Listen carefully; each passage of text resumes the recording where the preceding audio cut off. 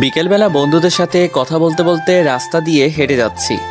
হাসি মজা করতে করতে যাচ্ছি, হঠাৎ কোথা থেকে একটা মেয়ে আসলো। মেয়েটা পিচ্ছি, হয়তো ক্লাস 5-এ বা 6-এ পড়ে।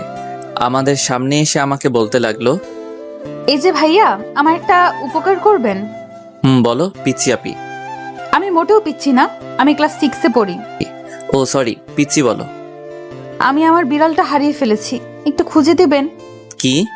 ভাইয়া প্লিজ, আমি আমার টমকে খুব ভালোবাসি। টমকে? টম হলো আমার বিড়ালের নাম, গাধা একটা। লে হালুয়া, আমি কেমনে জানবো তোমার টমটমের কথা? দেখুন ভাইয়া, আমার টমকে টম টম বলবেন না। আচ্ছা তুমি কি পাগল? আপনাকে আমি। এই বলে আমার হাতে কামড় দিয়ে দৌড়ে চলে গেল। এসব আমার বন্ধুরা দেখে হাসতে লাগলো। আমি ব্যথায় মা গো বাবা গো বলে চিল্লাচ্ছি, আর হারামি বন্ধুরা দাঁত কেলিয়ে হাসছে। তখন জিহাদ বলল, দোস্ত কামড়টা কেমন লাগলো?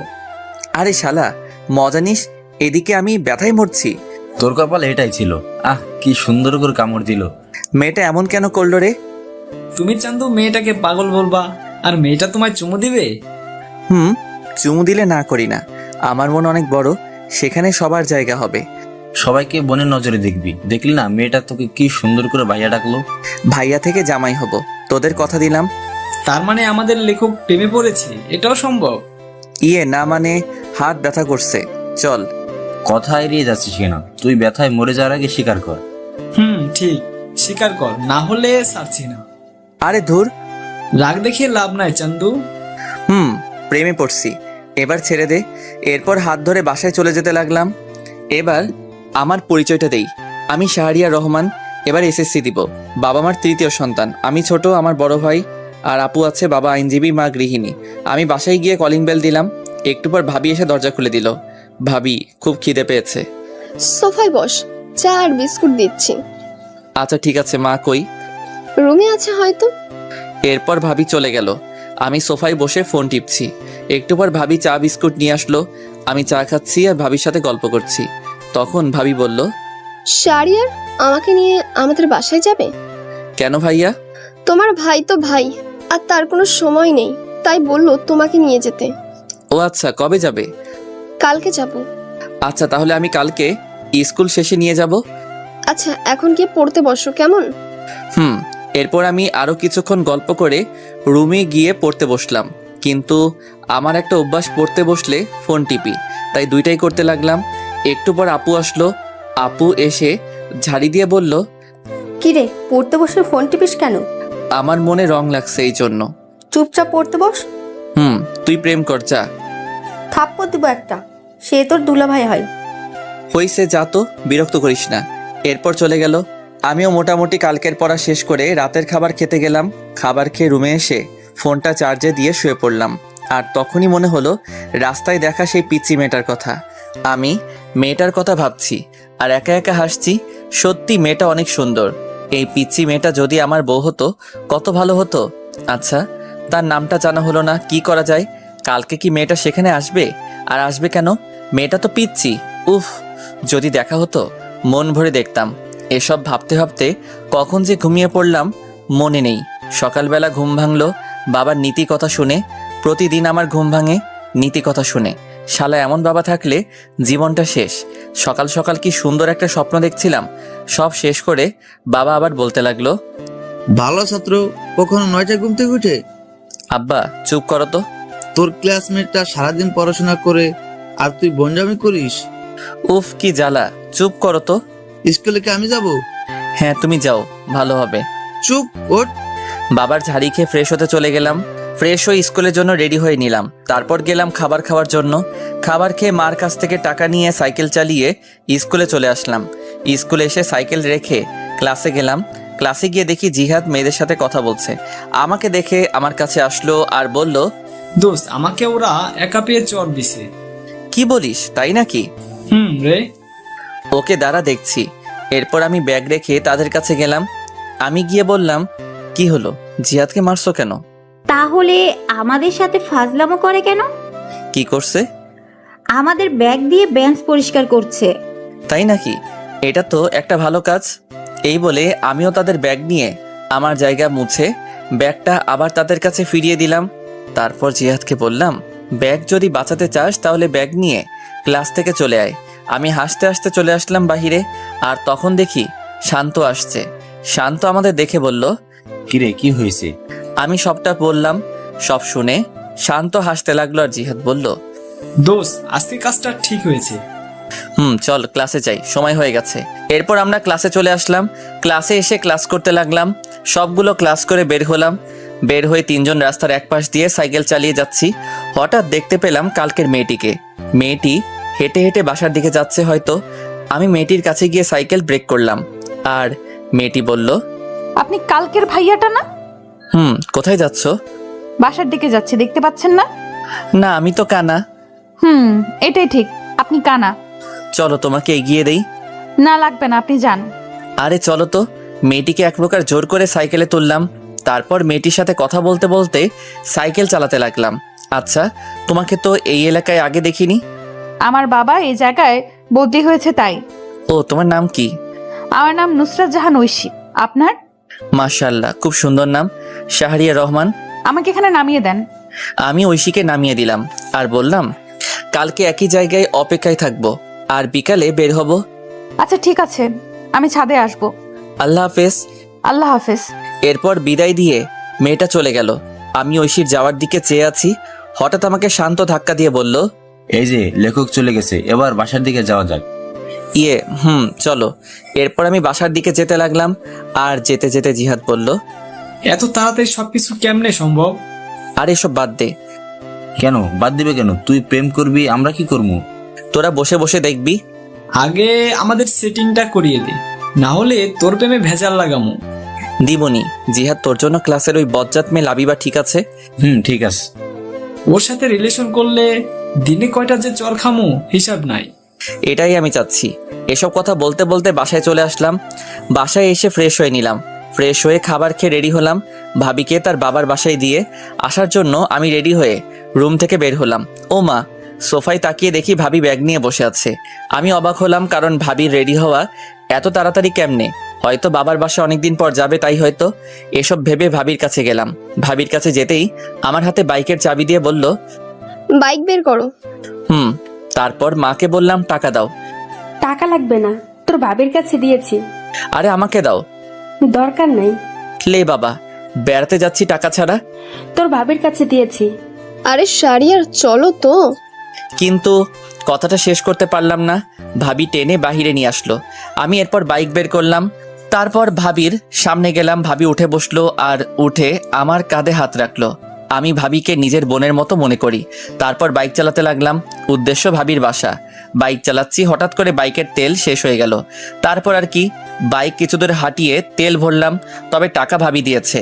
তারপর আবার চলতে শুরু করলাম। ভাবির বাসায় যেতে প্রায় বিকাল হয়ে গেল।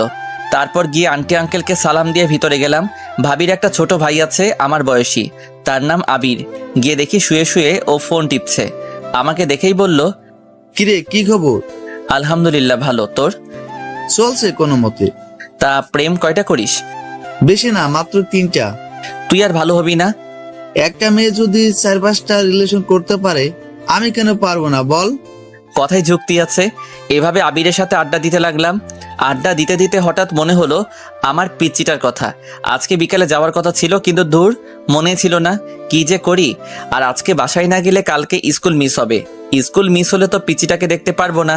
তাই আমি ভাবির কাছে চলে আসলাম, আর এসে ভাবিকে বললাম, ভাবি আমি চলে যাচ্ছি। আজকে যেতে হবে না, আজকে থাকবে, প্রায় সন্ধ্যা হয়ে এলো। আরে কালকে স্কুল আছে, আর না গেলে স্যার বকা দিবে। যেদিন স্কুল পলাশ তখন?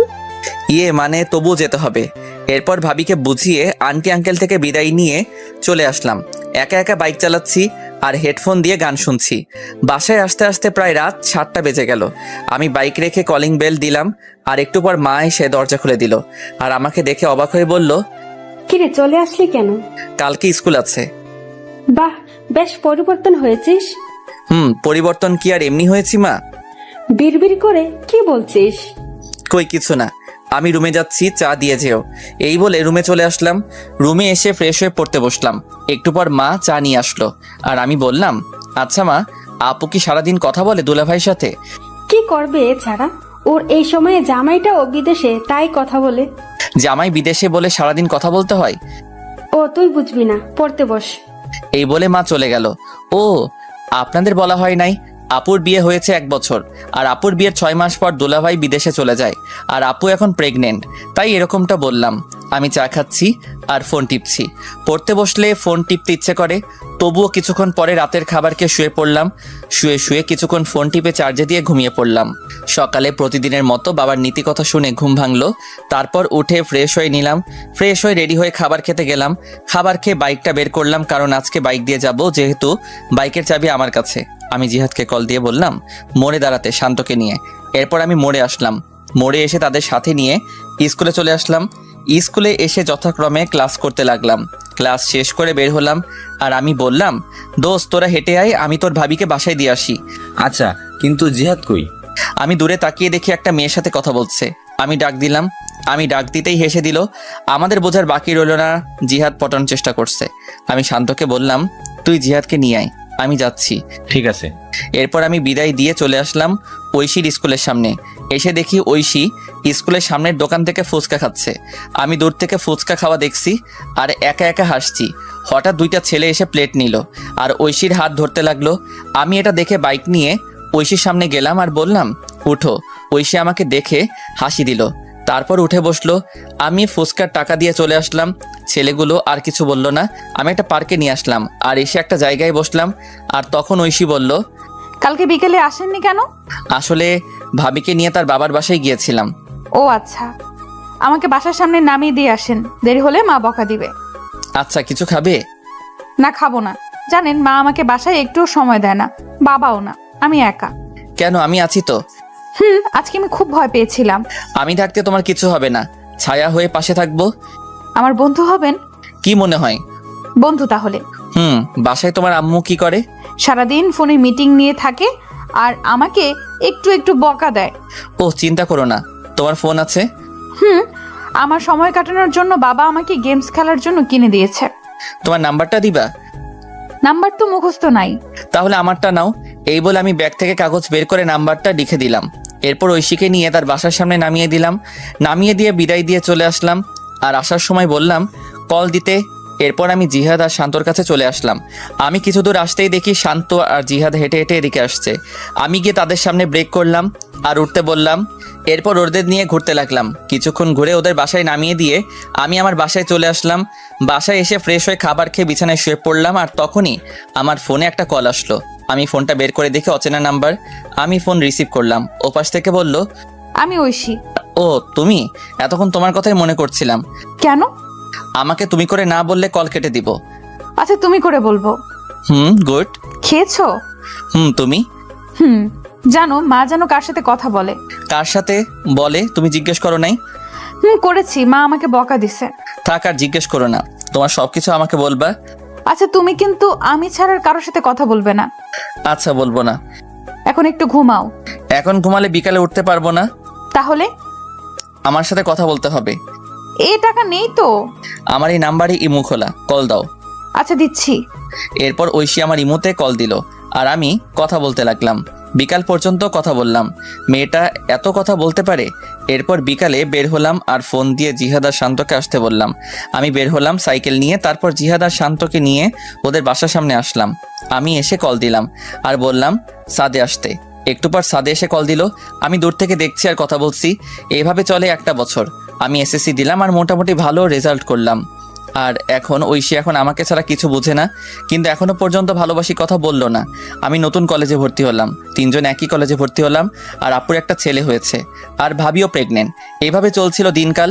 একদিন আমি ফোন রেখে কলেজে চলে গিয়েছিলাম আর সবার সাথে আড্ডা দিয়ে বিকালবেলা বাসায় ফিরলাম। বাসায় ফিরে ফোন হাতে নিয়ে দেখি 78টা মিস কল। আমি সাথে সাথে কল দিলাম আর কল দিতেই কল ধরলো। ওপাশ থেকে কান্নার আওয়াজ আসছে। আমি বুঝতে পারলাম আমার পিচিটা কান্না করছে। এই তুমি আজকে স্কুলে আসলে না কেন? তোকে আমি সকালে কল দিয়েছি, ধরিস নাই কেন? আসলে ফোন রেখে কলেজে গিয়েছিলাম তাই। তোর উপর রাগ করে স্কুলে যাইনি। সরি, এই কানে ধরছি, আর হবে না। কিন্তু ঐশী কান্না করছেই, এবারের মতো ক্ষমা করো। আজকে আমার জন্মদিন, তাই আজকে আসবা তুমি। আচ্ছা ঠিক আছে। তোমার বন্ধুদের নিয়ে আসবে। এবার হাসো। হয়েছে, পাম দিতে হবে না। পাগলি একটা। এরপর তার সাথে কথা বলা শেষ করে বিকেলবেলা বের হলাম। তারপর জিহাদ আর শান্তকে আসতে বললাম আর ওদের নিয়ে মার্কেটে আসলাম। মার্কেটে এসে একটা উপহার কিনলাম, কিনে বের হলাম। তারপর বাইক নিয়ে চলে আসলাম। আমরা বাইক পার্ক করে ভিতরে গেলাম, গিয়ে দেখি ঐশী তার বান্ধবীদের সাথে কথা বলছে। আমাদের আসতে দেখে আমাদের কাছে আসলো আর এসে বলতে লাগলো, এত দেরি হলো কেন? আসলে রাস্তায় অনেক জ্যাম। হয়েছে, আর বলতে হবে না, চলো ভেতরে যাই। চলো। এরপর আমরা ভিতরে গেলাম। ঐশী তার মা বাবার সাথে পরিচয় করিয়ে দিল, কিন্তু আমি ওর মায়ের সাথে কথা বলে তেমন ভালো মানুষ মনে হলো না, একটু অহংকারী। ওর বাবা অনেক ভালো মানুষ, আমাদের সাথে বেশ আড্ডা দিতে লাগলো। এইভাবে চলে গেল বেশ কিছুক্ষণ। তারপর কেক কাটা হলো। কেক কাটার পর ঐশী সবাইকে কেক খাইয়ে দিল। যখন আমার কাছে আসলো তখন কানের কাছে এসে বলল, এখন কেক খান, পরে আপনার কপালে মায়ের আছে, সকালেরটা ভুলিনি। না মানে। এরপর ঐশী আমাকে কেক খাইয়ে দিল, তারপর চলে গেল। তারপর আমরা খাওয়া দাওয়া করলাম, সবাই চলে যেতে লাগলো বিদায় দিয়ে। তাই আমরাও চলে যাওয়ার জন্য আঙ্কেলের কাছ থেকে বিদায় দিলাম। বিদায় দিয়ে ঐশীর কাছে আসলাম। ঐশীর কাছে এসে বললাম, যাচ্ছি তাহলে। তখন আমাকে একটা নীরব জায়গায় টেনে নিয়ে আসলো আর এসে আমাকে কিল ঘুষি মারতে লাগলো। আমি এসব কাণ্ড দেখে একা একা হাসছি। আর কোনো দিন যদি দেখি আমার সাথে এমন করতে। আর করব না, এবার খুশি? খুশি, সাবধানে যেও। এরপর বিদায় দিয়ে চলে আসলাম। আমি জিহাদ আর শান্তকে তাদের বাসায় নামিয়ে দিয়ে আমি আমার বাসায় চলে আসলাম। বাসায় এসে ফ্রেশ হয়ে পড়তে বসলাম। পড়ছি তখনই ঐশী কল দিল। আসসালামু আলাইকুম। ওয়ালাইকুম আসসালাম। কি করো? এই তো পড়ছি, তুমি? আমিও পড়তে বসলাম। শোনো না, বলো। আমি না একজনকে ভালোবাসি। সাথে সাথে মনটা খারাপ হয়ে গেল, হাসি মুখটা মলিন হয়ে গেল। তখন আমি বললাম, ও ভালো তো। তুমি কালকে ওই জায়গায় আসবে। কলেজ শেষ করে সময় পেলে আসবো। আসতে হবে। আর শাড়িটা কিন্তু খুব সুন্দর হয়েছে। ধন্যবাদ। কালকে স্কুলে যাব না, বুঝলে? আচ্ছা ঠিক আছে। এরপর আরও কিছু কথা বলে ফোনটা রেখে দিলাম আর বলতে লাগলাম, আমি যে তোমায় বড্ড বেশি ভালোবাসি, কেন বুঝতে পারো না? আমার চোখের সামনে অন্য কারো হাত ধরে বলবে এটা আমার ভালোবাসার মানুষ। কালকে এই দৃশ্য আমার জন্য অপেক্ষা করছে না, আমি পারবো না তোমায় ছাড়া থাকতে। এই বলে নিজের হাত কেটে ফেললাম। নিজের হাত থেকে যতটা না ব্যথা অনুভব হচ্ছে তার চেয়ে বেশি কষ্ট হয়েছিল। মনে হচ্ছিল এখনই যদি মারা যেতাম হয়তো সব কিছু ঠিক হতো, এটাই ভালো হতো। হঠাৎ মনে হলো কেউ আসছে আমার রুমে। আমি তাড়াতাড়ি করে রুম থেকে ব্যান্ডেজ নিয়ে ওয়াশরুমে চলে গেলাম। ওয়াশরুমে গিয়ে ব্যান্ডেজ করে বের হলাম। বের হতেই আমাকে মা বলতে লাগলো, কি রে, তোর হাতে কি হয়েছে? আসলে পড়ে গেছিলাম তো তাই। দেখে চলবি না, কি যে করিস। মা কিছু হবে না, তুমি যাও, আর আমি খেয়ে আসছি। খাবো না? আচ্ছা। এরপর মা চলে গেল। আমি বিছানায় শুয়ে পড়লাম। শুয়ে শুয়ে ঐশীর কথা ভাবছি। মেয়েটা কি সত্যি আমাকে ছেড়ে চলে যাবে? তাকে ছাড়া কি করে থাকবো? এসব ভাবতে ভাবতে কখন যে ঘুমিয়ে পড়লাম মনে নেই। সকালবেলা ঘুম থেকে উঠে ফ্রেশ হয়ে রেডি হয়ে নিলাম। তারপর অল্প খাবার খেয়ে কলেজে চলে আসলাম। আসলে সব কিছু করছি আগের মতো, কিন্তু ওই যে মন ভালো না থাকলে কিছু ভালো লাগে না। কলেজে গিয়ে চুপচাপ বসে আছি আর সবার সাথে হাসি মুখে কথা বলছি। এভাবে কলেজের ক্লাস শেষ করে বন্ধুদের সাথে করে নিয়ে সেই জায়গায় চলে আসলাম। আসতে অনেকটা দেরি হয়েছে। আমি এসে দেখি একটা পিচ্চি মেয়ে শাড়ি পরে বসে আছে। আমি ভালো করে দেখলাম এটা আমারই পিচ্চি। পাগলিটাকে আজ খুব সুন্দর লাগছে। কাজল কালো দুটি চোখ, পাতলা দুটি ঠোঁটে হালকা লিপস্টিক আর হাতে কাচের চুড়ি, দেখতে বউ বউ লাগছে। আমি কাছে গেলাম। আমি যেতেই আমার থেকে মুখ ঘুরিয়ে বসে পড়ল। এসব আমার বন্ধুরা দেখে হাসতে হাসতে অন্য পাশে চলে গেল। আমি ঐশীর সামনে গিয়ে বললাম, এই কলেজে ক্লাস ছিল। তোর হাতে কি হয়েছে? হাতে ব্যান্ডেজ কেন? মানে কেটে গেছে। আমার তো কাটা মনে হচ্ছে না, অন্য কিছু মনে হচ্ছে। আরে বাদ দাও, তোমার ভালোবাসার মানুষটা কই? কুত্তা, তুই বুঝতে পারিস না আমি তোকে ভালোবাসি? এই বলে আমাকে জড়িয়ে ধরলো শক্ত করে। আমিও শক্ত করে জড়িয়ে ধরলাম। আমি জানি তুমি আমার জন্য পাগলামি করছো। তুমি কি করে বুঝতে পারলে? হার্টে কানেক্টেড, বুঝলে? বুঝতে পারছি, এবার ছাড়ো। না, আর একটু। এটা পার্ক কিন্তু। তখন জিহাদ বলতে লাগলো, সবাই ফ্রিতে সিনেমা দেখছে। আমি কথাটা শুনে ছেড়ে দিলাম। আর ঐশী বলল, আমার চকলেট কই? মনে নেই, কি? যাওয়ার সময় কিনে দিব। এবার খুশি? এবার চলো একটু ঘুরবো। এরপর জিহাদ আর শান্ত চলে গেল। তাদের নাকি বাসায় কাজ আছে। আমি ঐশীকে নিয়ে বিকাল পর্যন্ত ঘুরে তাকে একটা রিকশায় তুলে দিয়ে বাসায় চলে আসলাম। বাসায় এসে আপু ঝাড়ি দিতে শুরু করলো। কলেজ কি মাত্র শেষ হলো? আড্ডা দিছি। এত আড্ডা কিসের? আমি কোনো কথা না বলে রুমে গিয়ে ফ্রেশ হয়ে নিলাম। তারপর মাকে বললাম খাবার দিতে। এরপর আমি খাবার খেয়ে ছাদে এসে ঐশীকে কল দিলাম। কল হতেই কল ধরলো। আমি ঐশীর সাথে কথা বলতে লাগলাম। এইভাবে চলছিল আমাদের দুষ্টু মিষ্টি ভালোবাসা। 2 বছর পর আমি ইন্টার পরীক্ষা দিয়ে বেকার বসে আছি, আর ওদিকে ঐশী এবার ক্লাস 9-এ উঠেছে। তাই সারাদিন ঐশীর সাথে কথা বলি। একদিন রাতে ঘুমিয়ে আছি, হঠাৎ আমার ফোনে কল আসলো। আমি ফোনটা হাতে নিয়ে দেখি ঐশী ফোন দিয়েছে। আমি ঘুম ঘুম চোখে রিসিভ করলাম। রিসিভ করতেই ওপাশ থেকে কান্নার শব্দ ভেসে আসলো। আমি কান্নার শব্দ পেয়ে বিছানা থেকে উঠে বসলাম আর বলতে লাগলাম, এই কান্না করছো কেন? আমাকে বাঁচাও, আমার মা বাবা আমাকে মেরে ফেলবে। মানে কি বলো? তুমি এখন কোথায়? আমি এখন এই জায়গায় লুকিয়ে বসে আছি, বাবা মা আমাকে খুঁজছে। আমি এখনই আসছি। এই বলে আমি ফোন কেটে দিয়ে রেডি হয়ে সাইকেল নিয়ে চলে আসলাম। এসে সেই জায়গায় আসলাম, আর আমাকে দেখে ঐশী আমার সাইকেলে উঠে বসলো আর বলতে লাগলো, তাড়াতাড়ি চলো। আমি তাড়াতাড়ি সাইকেল চালাতে লাগলাম। তখন একবার পিছনে তাকিয়ে দেখি একটা গাড়ি জোরে আমাদের দিকে আসতে লাগলো। আর তখন ঐশী বলতে লাগলো, এই তারা এসে পড়লো, তাড়াতাড়ি যাও। আমি সাইকেল জোরে চালাতে লাগলাম আর সোজা স্টেশনে আসলাম। দেখি একটা ট্রেন ছেড়ে যাচ্ছে। আমি সাইকেল থেকে নেমে ঐশীকে নিয়ে চলন্ত ট্রেনে উঠে পড়লাম। আর তাকিয়ে দেখি ঐশীর বাবা মা গাড়ি থেকে নেমে বলতে লাগলো, দেখ মেয়েটা চলে গেল, এবার সবকিছু পুলিশকে না বললেই হয়। এদিকে আমি ট্রেনে উঠে হাঁপাতে লাগলাম আর ঐশীও হাঁপাতে লাগলো। আমি ট্রেনের ভিতরে গেলাম আর একটা ফাঁকা জায়গা দেখে ঐশীকে নিয়ে বসে পড়লাম। অনেকক্ষণ চুপ থাকার পর আমি বললাম, কি হয়েছে আমাকে সব বলো। শুরু তাহলে। বাবা মা রাতের বেলায় আলোচনা করছিল। আমি তোমার সাথে কথা বলে পানি খাওয়ার জন্য টেবিলে আসলাম। তারপর পানি খেয়ে যখন বাবা মায়ের রুমের সামনে দিয়ে যাচ্ছিলাম, তখন কিছু কথা কানে আসে। কথাগুলো এমন ছিল, ওরা নাকি আমার কাকা কাকি। আমার যখন 1 বছর ছিল তখন নাকি আমার বাবা মা মারা যায় অ্যাক্সিডেন্টে।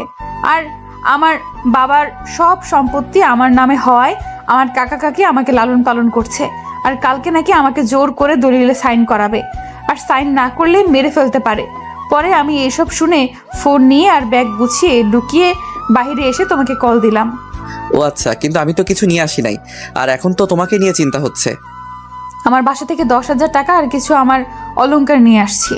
তার মানে আমরা পালিয়ে যাচ্ছি? যেটা মনে করো। আচ্ছা, কি আর করার। তখনই একটা লোক এসে ট্রেনের টিকিট দেখতে চাইলো, কিন্তু আমাদের কাছে তো টিকিট নেই, তাই ভাড়া দিলাম আর সাথে জরিমানাও দিলাম। এরপর লোকটা আমাদের হাতে টিকিট দিয়ে চলে গেল আর বলে গেল কেউ আসলে এটা দেখাতে। আমিও বিদায় দিলাম। আমি টিকিট দেখে দেখি এটা রাজশাহী যাওয়ার টিকিট, তার মানে আমরা রাজশাহী যাচ্ছি। তখনই ঐশী বলল, এই খুব ঘুম পাচ্ছে। ঘুমাও। ঐশী আমাকে জড়িয়ে ধরে ঘুমিয়ে পড়লো। আমিও কখন যে ঘুমিয়ে পড়লাম মনে নেই। ঘুম ভাঙলো ঐশীর ডাকে, এই আমরা চলে আসছি, ওঠো। তারপর আমরা ট্রেন থেকে নেমে কোথায় যাব কিছু বুঝতে পারছি না। আগে একটা বাসা ঠিক করা দরকার। তারপর স্টেশন থেকে বেরিয়ে এক পাশ দিয়ে হাঁটতে লাগলাম। হঠাৎ চোখ পড়লো একটা লিফলেটের উপর লেখা বাসা ভাড়া দেওয়া হবে। আমি লিফলেটের নিচে থাকা নাম্বারে কল দিলাম। কিছুক্ষণ কল হতেই কল ধরলো। আসসালামু আলাইকুম। ওয়ালাইকুম আসসালাম। জি, বাসা ভাড়ার জন্য ফোন দিলাম। ও, বিবাহিত ছাড়া ভাড়া দেওয়া হয় না? জি, আমরা বিবাহিত। তাহলে এখন তো সকাল 7টা বাজে, আপনি 10টায় আসেন আর সাথে করে বিয়ের কাবিননামা নিয়ে আসবেন। জি আচ্ছা, ধন্যবাদ আপনাকে। এরপর ফোন কেটে দিলাম। ফোন কেটে দিয়ে ঐশীকে বললাম, বিয়ে করা লাগবে। চলো কাজী অফিসে। আরে সাক্ষী লাগবে না, টাকা দিলে সব হয়, চলো তো। এরপর একজনকে জিজ্ঞেস করে কাজী অফিসের দিকে যেতে লাগলাম। তারপর পৌঁছে গেলাম। গিয়ে দেখি আমাদের মতো আরো এক কাপল বিয়ে করার জন্য আসছে। আমাদের দেখে ওখানের ছেলে বলল, ভাই কি বিয়ে করবেন? ভাই কেন? আপনি আমার বিয়ের সাক্ষী হয়ে যান আর আমি আপনারটা। আচ্ছা। কাজীকে বুঝতে দিবেন না আমাদের মধ্যে পরিচয় নেই, না হলে বেশি টাকা চাইবে। ওকে। এরপর আমরা ভিতরে গেলাম। ভিতরে গিয়ে একে একে বিয়েটা সেরে ফেললাম। বিয়ে শেষ করে প্রমাণস্বরূপ ফোনে পিক তুলে নিলাম। তারপর বিদায় দিয়ে আমরা আমাদের মতো চলে আসলাম। আর তখন ঐশী বলল, এই খুব খিদে পেয়েছে। আমারও খুব খিদে পেয়েছে, চলো আমরা একটা রেস্টুরেন্টে আসলাম আর সকালে নাস্তা করে সেই লোকের দেওয়ার ঠিকানায় চলে আসলাম। আর এসে লোকটাকে আবার কল দিলাম, আঙ্কেল আমি আপনার বাসার সামনে দাঁড়িয়ে আছি। আচ্ছা দাঁড়াও, আসছি। একটু পর একটা লোক আসলো। চলো তোমাদের রুমটা দেখাই।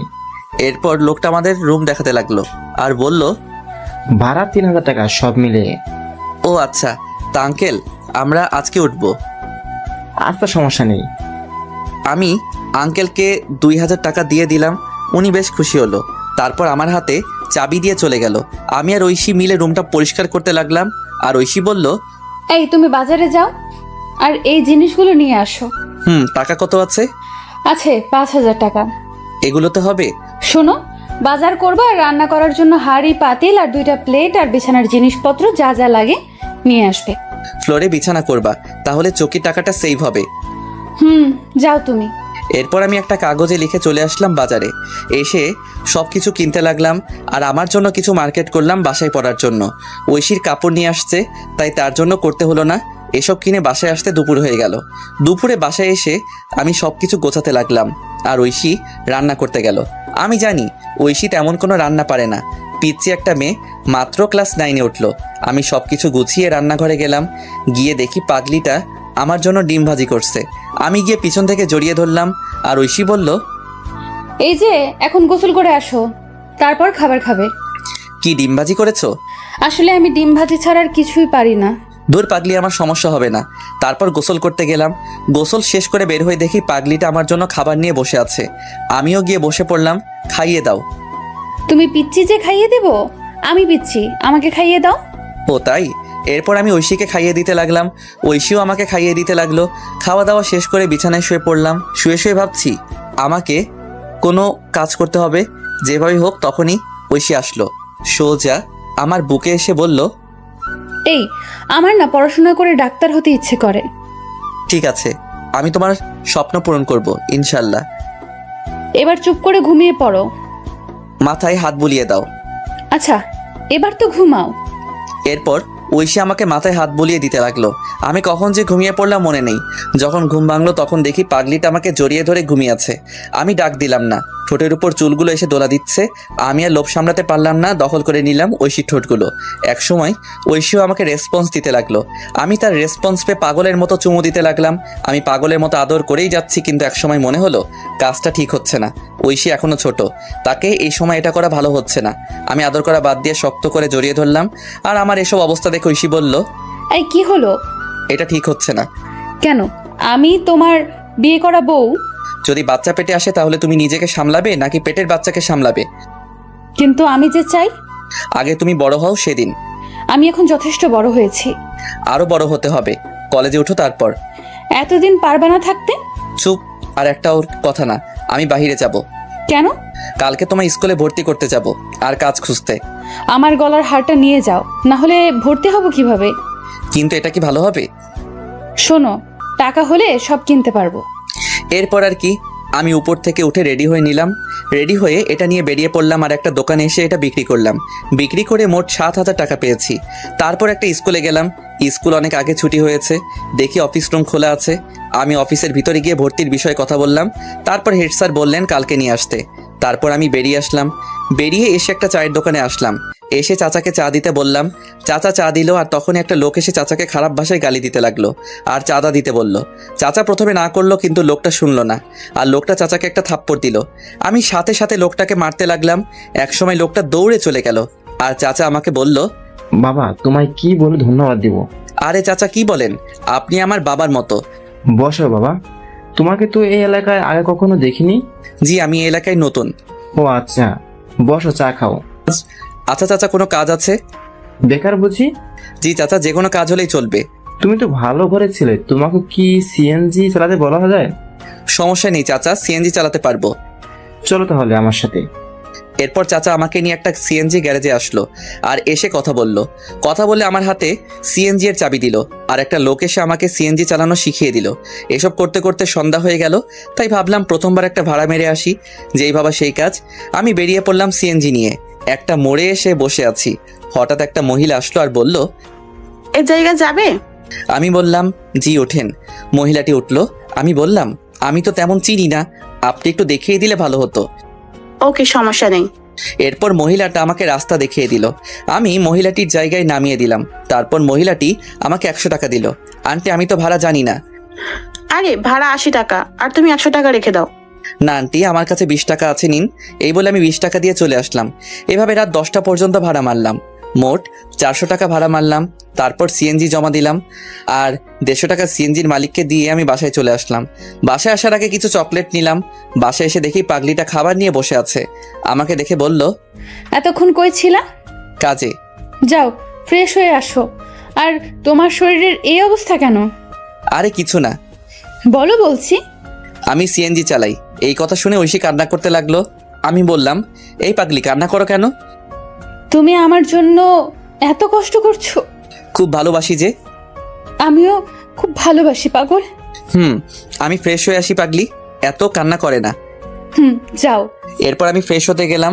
তারপর ফ্রেশ হয়ে এসে বসলাম খাবার খাওয়ার জন্য। বাহ, আজ দেখি ডাল রান্না করলা। ইউটিউব দেখে সব শিখবো আর রান্না করব। তাই নাকি? হা করো। এরপর ঐশী আমাকে খাইয়ে দিতে লাগলো, আমিও খাইয়ে দিলাম। তারপর খাবার খেয়ে শুয়ে শুয়ে ফোন টিপছে, আর একটু পর ঐশী আমার বুকে আসলো আর বলল, এই যে আজকে কিন্তু বাসর রাত। জি ম্যাডাম। আদর দাও। না, আগে তোমার বয়স 18 হোক। উফ, যাও, লাগবে না। এই বলে বুক থেকে নেমে ওদিকে ফিরে শুয়ে পড়লো। আমি ফোনটা রেখে পিছন থেকে জড়িয়ে ধরলাম, আর জড়িয়ে ধরতেই কেঁপে উঠলো। আমি তাকে আমার দিকে ফিরিয়ে ঠোঁটে আলতো করে চুমু দিলাম। আমার না অন্য কিছু চাই।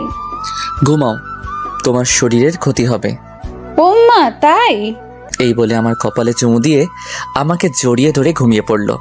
আমিও পাগলিটাকে জড়িয়ে ধরে ঘুমিয়ে পড়লাম। সকালবেলা ঘুম ভাঙলো। পাগলিটা ডাক শুনে আমি উঠে ফ্রেশ হয়ে রেডি হয়ে নিলাম। তারপর রেডি হয়ে নিলাম, ঐশীও রেডি হয়ে নিল। তারপর দুজনে খাবার খেয়ে বের হলাম। বের হয়ে একটা রিক্সা নিয়ে স্কুলের উদ্দেশ্যে রওনা দিলাম। কিছুক্ষণ পর স্কুলে পৌঁছে গেলাম। তারপর স্কুলে ঐশীকে ভর্তি করে দিলাম। ঐশীকে স্কুলে ভর্তি করে বিদায় দিয়ে চলে আসলাম। আর আসার সময় বলে আসলাম আমি নিতে আসবো। তারপর আমি এসে সিএনজি নিয়ে বের হলাম। একটা কলেজের সামনে আসলাম। আমি সিএনজি রেখে ভিতরে গেলাম। ভিতরে গিয়ে সোজা অফিসে চলে আসলাম। এসে বললাম, স্যার আসতে পারি? আসো। আমি ভিতরে গেলাম আর বললাম, স্যার কলেজে ভর্তি হতে আসছি। কাগজপত্র নিয়ে আসতো? জি স্যার, এই নিন। স্যার কাগজপত্র দেখতে লাগলো, আর আমি আসার সময় কাগজপত্র নিয়ে আসছিলাম। তারপর সব কাজ শেষ করলাম। স্যার বললেন কাল থেকে কলেজে আসতে। আমি বাহিরে এসে কিছুক্ষণ সিএনজি চালিয়ে সিএনজিটা রেখে রিক্সা করে ঐশীকে আনতে গেলাম। ঐশীকে বাসায় রেখে আমি আবার সিএনজি চালাতে লাগলাম। সন্ধ্যা পর্যন্ত সিএনজি চালিয়ে বাসায় চলে আসলাম। বাসায় এসে ফ্রেশ হয়ে ঐশীকে বললাম কফি দিতে। আমি বিছানায় বসে পড়তে লাগলাম। ঐশী একটু পর কফি নিয়ে আসলো। আমি বললাম, নতুন স্কুল কেমন লাগলো? অনেক ভালো লাগছে, 2টা বান্ধবী পেয়েছি। ও আচ্ছা, এখন পড়তে বসো। তুমি কলেজে ভর্তি হয়েছো? কালকে থেকে কলেজে যাব। আচ্ছা। এরপর আমি পড়তে লাগলাম, আর ঐশীও পড়তে লাগলো। পড়াশোনা শেষ করে খাবার খেয়ে ঘুমিয়ে পড়লাম। সকালে উঠে আমি ঐশীকে স্কুলে দিয়ে আমি কলেজে চলে আসলাম। কলেজে এসে একজনকে জিজ্ঞেস করে ক্লাসে গেলাম। ক্লাসে পিছনের বেঞ্চে বসে আছি। হঠাৎ একটা ছেলে আসলো আর আমার সাথে বসে পড়লো, আর আমাকে বলল, হাই, আমি সাকিব, আমরা কি বন্ধু হতে পারি? হাই, আমি শাহরিয়ার রহমান। কিন্তু তোমার সাথে আমার কি মিলে? আরে বন্ধু কি পোশাক দেখে হয়? তবু আজকের যে সমাজ। আরে বাদ দাও, আজ থেকে আমরা তুমি করে বলবো। আচ্ছা। এরপর সাকিবের সাথে আড্ডা দিতে লাগলাম। একটু পর স্যার আসলেন। আমরা ক্লাস করতে লাগলাম। ক্লাস শেষ করে সাকিবকে নিয়ে বাহিরে আসলাম। আড্ডা দিয়ে চলো। না রে, বাসায় কাজ আছে। আচ্ছা যা তাহলে। ওকে। তারপর আমি চলে আসলাম। ঐশীর স্কুলে এসে দেখি আমার জন্য বসে আছে। আমি যেতেই মুখ ঘুরিয়ে বসলো, আর আমি গিয়ে পাশে বসলাম। এই যে সরি, ক্লাসে ছিলাম। তাই বলে এত দেরি? আচ্ছা, আর হবে না, এবার চলো। ফুচকা খাবো। আচ্ছা চলো। এরপর ঐশীকে নিয়ে একটা ফুচকার দোকানে আসলাম। এসে দুজন মিলে ফুচকা খেলাম। তারপর রিক্সা নিয়ে বাসায় চলে আসলাম। বাসায় এসে ফ্রেশ হয়ে খাওয়া দাওয়া করে বের হয়ে পড়লাম। আমি এসে সিএনজি চালাতে লাগলাম। রাত 10টা পর্যন্ত সিএনজি চালিয়ে বাসায় চলে আসলাম। এভাবে দিনগুলো বেশ ভালো কাটছিল। অনেক দিন পর একদিন আমি সন্ধ্যায় সিএনজি চালাচ্ছি। হঠাৎ দেখি সাকিব রাস্তায় সিএনজি দেখে দাঁড়াতে বলল। আমি মুখটা ঢাকলাম। তারপর আমি দাঁড়ালাম, আর সাকিব উঠে পড়ল। ওই জায়গায় যাও। আমি গাড়ি চালাতে লাগলাম। একসময় মুখ থেকে কাপড়টা সরে যায় আর সাকিব দেখে ফেলে আর বলে গাড়ি থামাতে। আমি গাড়ি দাঁড় করালাম। তুই সিএনজি চালাস, আমাকে বলিস নাই? কি করব, কোনো চাকরি নেই। ধর বেটা, একবার আমাকে বলতি তুই। চুপ করে আছি। তুই কালকে এই জায়গায় যাবি, চাকরি হয়ে যাবে। কিন্তু কলেজ? কলেজের সব নোট আমি দিব, চিন্তা করিস না। আর তোর নাম্বার দে। আচ্ছা। এরপর আমি আমার নাম্বারটা দিলাম আর বিদায় দিয়ে চলে আসলাম। আমি তবুও রাত 10টা পর্যন্ত সিএনজি চালিয়ে বাসায় চলে আসলাম। বাসায় এসে ফ্রেশ হয়ে ঐশীর কাছে গেলাম। দেখি রান্নাঘরে কাজ করছে। ঐশীকে পিছন থেকে জড়িয়ে ধরে বললাম, এই কি করো? এই তো কাজ করি। খিদে পেয়েছে? যাও বসো, আমি আসছি। আচ্ছা। আমি বসে আছি, একটু পর ঐশী খাবার নিয়ে আসলো। আমি ঐশীকে খাইয়ে দিলাম আর সেও আমাকে খাবার খাইয়ে দিল। তারপর খাবার খেয়ে বিছানায় শুয়ে পড়লাম। শুয়ে শুয়ে ভাবছি চাকরিটা যদি হয় তাহলে একটু ভালো করে চলতে পারবো। প্রতিদিন এত কষ্ট আর ভালো লাগে না। তখনই ঐশী আমার কাছে আসলো। এই আমি কিন্তু এখন টেনে পড়ি, অনেক বড় হয়েছি। বুঝতে পারছি। বিয়ের তো প্রায় 1 বছর হলো, এখনো কাছে পেলাম না। তোমার স্বপ্ন পূরণ করতে হলে যে একটু কষ্ট করতে হবে। লাগবে না, আমার স্বপ্ন। না, তুই ডাক্তার হবা, এটাই শেষ।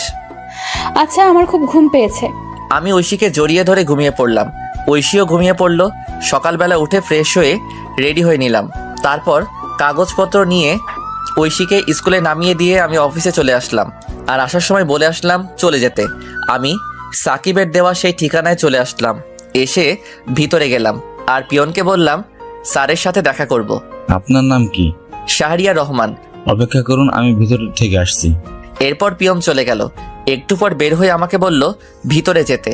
আমি ভিতরে গিয়ে সালাম দিলাম। উনি আমাকে বসতে বললেন। আমি বসলাম আর ফাইলটা ওনার কাছে দিলাম। উনি ফাইল নিয়ে দেখতে লাগলেন। গুড, রেজাল্ট তো ভালো। তুমি যেহেতু সাকিবের বন্ধু তাহলে সমস্যা নেই। সাকিব আমার ভাতিজা। ও আচ্ছা। চাইলে আজকে জয়েন করতে পারো। আর প্রথমে তোমার বেতন হবে 15,000 টাকা। ধন্যবাদ স্যার, আপনি খুব বড় উপকার করলেন। ধন্যবাদ দেওয়ার কিছু নেই। আমি রাফিকে সব বলে দিচ্ছি, সে তোমায় কাজ বুঝিয়ে দিবে। আচ্ছা স্যার। এরপর স্যার পিয়নকে ডাক দিয়ে বলল রাফাকে ডাক দিতে। কিছুক্ষণ পর একটা মেয়ে আসলো আর তখন স্যার বলল, এই হচ্ছে শাহরিয়ার, আজকে নতুন জয়েন করলো, তুমি তাকে কাজ বুঝিয়ে দিবে। আচ্ছা স্যার। শাহরিয়ারকে ডেস্কে নিয়ে যাও আর বুঝিয়ে দাও। এরপর ফাইল নিয়ে চলে আসলাম আর মেয়েটা আমাকে একটা ডেস্কে নিয়ে আসলো। আমি বসলাম আর মেয়েটা বলল, হাই, আমি রাফা। হ্যালো, আমি শাহরিয়ার। চলুন আপনাকে কাজ বুঝিয়ে দেই। চলুন। এরপর রাফা আমাকে কাজ বুঝিয়ে দিতে লাগলো। আমি ভালো করে বুঝতে লাগলাম। এভাবে দুপুর হয়ে গেল আর রাফা বলল তার সাথে লাঞ্চ করতে, তাই তার সাথে ক্যান্টিনে খেতে গেলাম। তারপর সেখানে সবার সাথে পরিচিত হয়ে নিলাম। সবার সাথে পরিচিত হয়ে অনেক ভালো লাগলো। তারপর আবার কাজ করতে লাগলাম। কাজ করতে করতে কখন যে অফিসের টাইম শেষ হয়ে গেল বুঝতে পারলাম না। এভাবে চলতে লাগলো আমার দিনকাল। 1.5 বছর পর সকালবেলা রেডি হচ্ছি ঐশীকে কলেজে নিয়ে যাওয়ার জন্য। ও হ্যাঁ, এখন ঐশী কলেজে পড়ে। আমি সকালবেলা রিক্সা নিয়ে কলেজের উদ্দেশ্যে রওনা দিলাম। এই মন দিয়ে ক্লাস করবা। আচ্ছা, দুপুরে কি বাসায় আসবা? না, কাজ আছে অফিসে। ও আচ্ছা, রাতে তাড়াতাড়ি বাসায় ফিরবা। কথা বলতে বলতে ঐশীর কলেজে চলে আসলাম। কলেজে এসে ঐশী নেমে পড়লো। আমি ঐশীকে বিদায় দিয়ে আমার অফিসে চলে আসলাম। অফিসে এসে কাজ করছি। এখন সবাই আমাকে অফিসে এক নামে চিনে। স্যারও খুব ভালোবাসে আর পাশাপাশি পড়াশোনাও করছি। এসব করতে করতে বাড়ির কথা প্রায় ভুলেই গিয়েছিলাম, কারণ আমি জানি আমাকে কখনো বাবা মা ক্ষমা করবে না। আমিও সিম পাল্টে ফেলেছিলাম। অফিসে কাজ করছি, তখন পিয়ন আসলো আর আমাকে বলল, স্যার বলেছে লাঞ্চের পর ওনার সাথে মিটিংয়ে যেতে। আচ্ছা ঠিক আছে। তারপর পিয়ন মামা চলে গেল। আবার দেখি রাফা আসলো আর এসে বলল, এই যে মিস্টার। হ্যাঁ নানু। আপনার পিচ্ছি বউ কেমন আছে? ভালো আছে। এবার তোর জামাইয়ের খবর কি? ভালো। বসো, চা খাও। আজকে আমার তেমন কাজ নেই। তাই নাকি? তাহলে এগুলো করতে থাকো। হালা, আমি আসলাম ফ্রি হয়ে আড্ডা দিতে আর তুই আমার হাতে ফাইল দিচ্ছিস। আরে করো না, হাজার হোক আমি তোর 2 নাম্বার জামাই। আহারে কি শখ। গো। তোর না স্যারের সাথে মিটিং এ যাওয়ার কথা? দুপুরের পর। গুড। তারপর বল, ভাতিজি কবে দেখবো? আরে সবই তো জানিস, ও এখনো পিচ্ছি। শালা, লাগতে দিমু। কলেজে পড়ে আর এখনো পিচ্ছি, তাই না? তবু যদি ক্ষতি হয়? আজকে রাতে বাসরটা সেরে নে। আমি তো নতুন, তাই তোর বাসর ঘরে ভিডিওটা দিস, শিখতে পারবো। হালালুচ্চা, কাজ কর। তুই আবার লজ্জা পাস? জানতাম না। ভাই মাপ চাই, কাজ কর। এরপর কাজ করতে লাগলাম, আর কাজ করতে করতে লাঞ্চের টাইম হয়ে গেল। আমি খাবার খেয়ে একটু রেস্ট নিয়ে গাড়ি বের করলাম। একটু পর স্যার আসলো, তারপর আমি যেতে লাগলাম। রাস্তাটা একটা পার্কের পাশ দিয়ে। আমি নিজের মতো করে ড্রাইভ করছি। হঠাৎ একপাশে চোখ পড়লো, দেখি ঐশী একটা ছেলের সাথে পার্কের বেঞ্চে বসে আছে। আমি এটা দেখে গাড়ি ব্রেক করলাম, আর গাড়ি ব্রেক করতেই স্যার বলে উঠলো, শাহরিয়ার কোনো সমস্যা? না স্যার। যাও তাহলে, দেরি হয়ে যাচ্ছে। আমি এটা দেখে নিশ্চুপ হয়ে গেলাম। এতক্ষণ হাসি খুশি ছেলেটা এখন চুপচাপ হয়ে গেল। নিজের প্রিয় মানুষকে অন্যের পাশে দেখবো সেটা কখনোই ভাবতে পারিনি। ওইদিকে ঐশী, আচ্ছা সানি, আমরা তো বন্ধু তাই না? আর শোনো, তোমায় কিছু কথা বলবো। বলো। তোমার সাথে কি শাহরিয়ার ভাইকে মিলে তোমার চেয়ে কত বছর বড়, আর তুমি যদি ডাক্তার হও তাহলে কি তোমার সাথে যায়? কথাটা শুনে ঐশী চুপ করে রইল, আর ঐশীকে চুপ থাকতে দেখে সানি আবার বলল, আরে তুমি এত সুন্দর একটা মেয়ে, আর তোমার সাথে কি ওই কালো ছেলে মানায় না? কিন্তু সে খুব ভালো। আজকাল ভালো বলে কোনো কথা নেই, আর সমাজে চলতে গেলে আমার মতো স্টাইল ছেলে দরকার। আজকে যেতে হবে, আল্লাহ হাফেজ। আর শোনো। এদিকে আমি ঐশীকে এই অবস্থায় দেখে খুব কান্না পাচ্ছে। কিন্তু ওই যে একটা কথা, ছেলেদের কখনো কান্না করতে নেই। ছেলেদের চোখে কান্না মানায় না, কারণ তারা পুরুষ। যে ছেলেটা বাসায় কোনো কাজ করে না কিন্তু পরিস্থিতির শিকার হলে সবকিছু করতে পারে, হ্যাঁ এটাই ছেলে। একটা ছেলে কখনো তার ভালোবাসাকে পরিবারের জন্য ছেড়ে যায় না, কিন্তু একটা মেয়ে পরিবারের জন্য ঠিকই চলে যায়। হয়তো আপনারা বলতে পারেন ছেলেরা কি তার পরিবারকে ভালোবাসে না, কিন্তু দিন শেষে দেখবেন একটা ছেলে পরিবারকে যেমন ভালোবাসে ঠিক তেমনি প্রিয় মানুষটিকেও ভালোবাসে। যার জন্য নিজের পরিবার ছাড়লাম, সব কিছু ছেড়ে তাকে নিয়ে চলে আসলাম। আর সেই ঐশী একটা ছেলের সাথে পার্কে, না এটা কি করে মেনে নেওয়া যায়। আমি কোনো মতে মিটিং শেষ করে সন্ধ্যায় নদীর পাড়ে চলে আসলাম। নদীর পাড়ে এসে বসে বসে কান্না করতে লাগলাম, যার জন্য নিজের লাইফ পরিবর্তন করলাম। আর সে অন্য একটা ছেলের সাথে।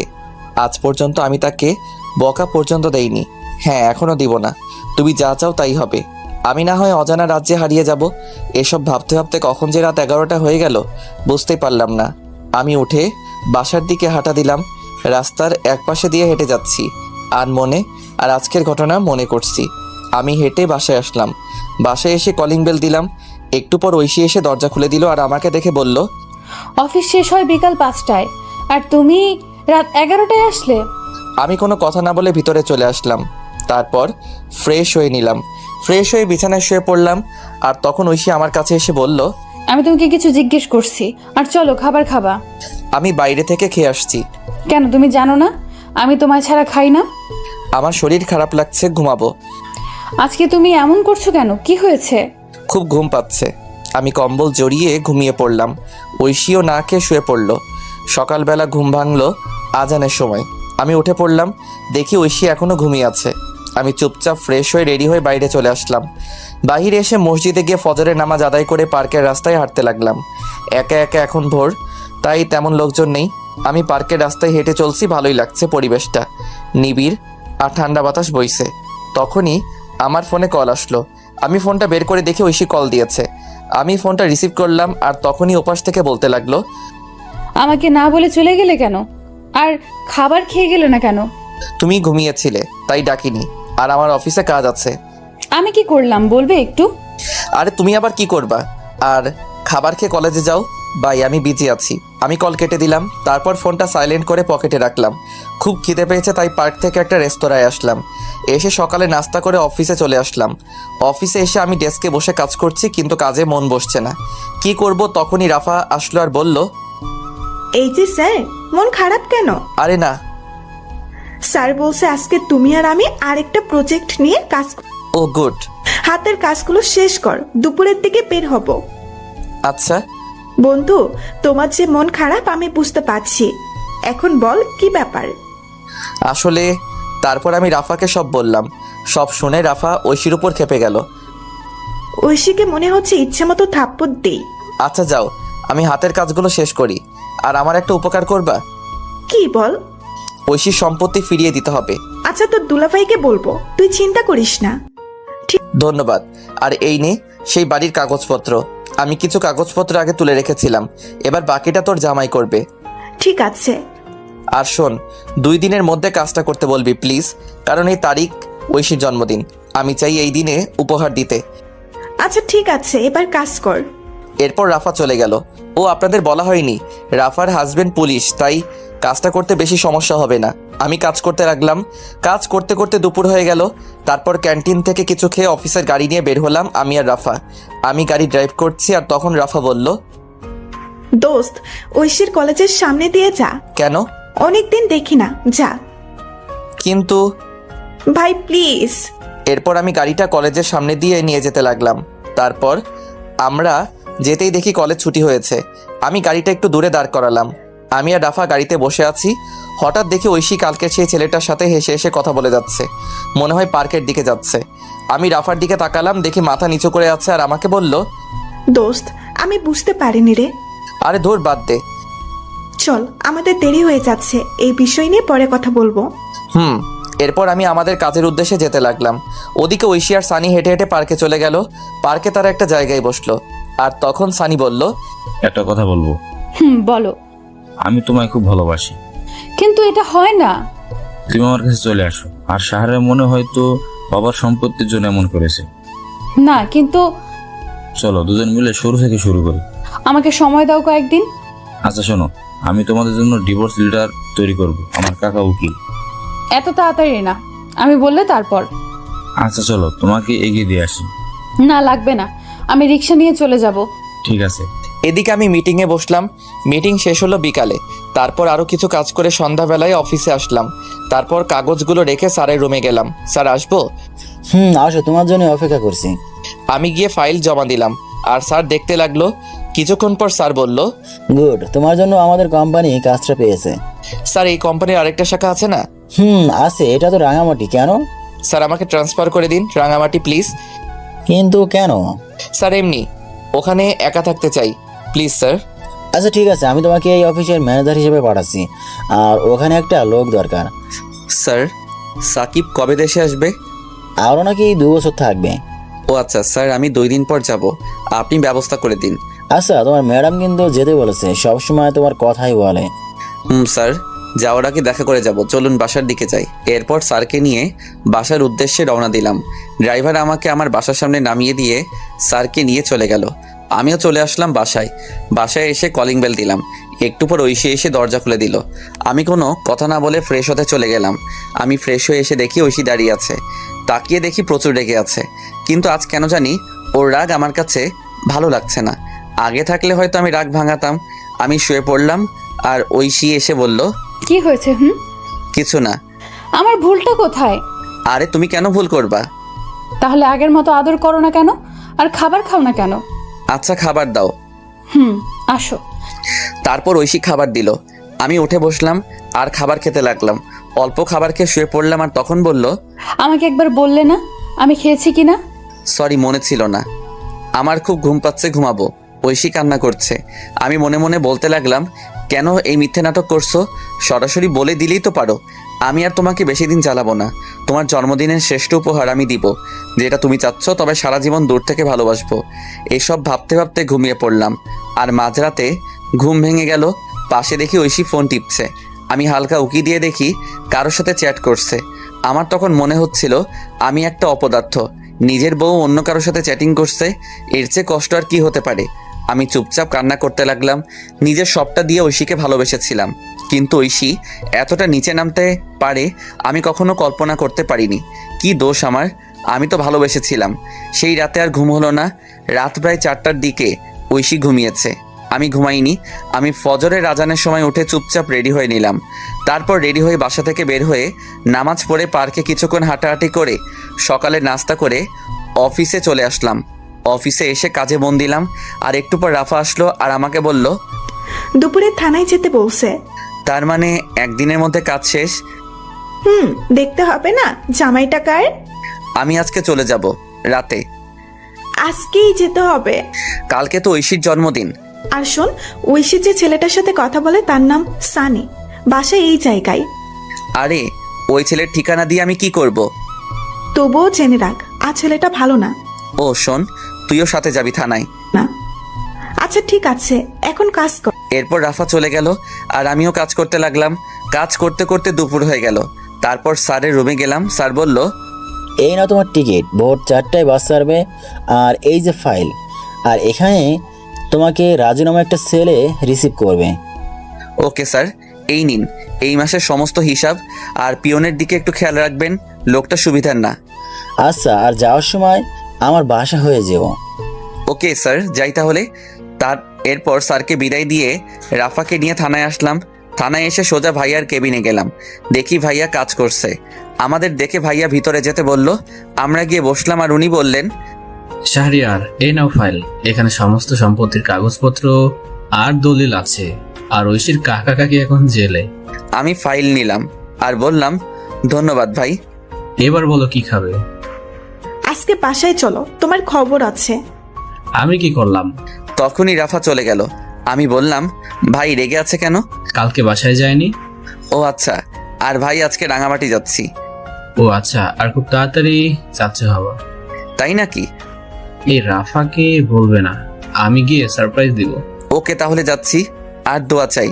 ওকে, আল্লাহ হাফিজ। এরপর বিদায় নিয়ে চলে আসলাম। আমি আর রাফা অফিসে আসলাম। অফিসে এসে কাজ করতে লাগলাম আর মোটামুটি সবার কাছ থেকে বিদায় নিলাম। এভাবে অফিস টাইম শেষ হলো।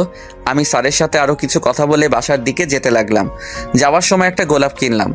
বাসায় যেতে প্রায় সন্ধ্যা হয়ে গেল। আমি গিয়ে কলিং বেল দিলাম।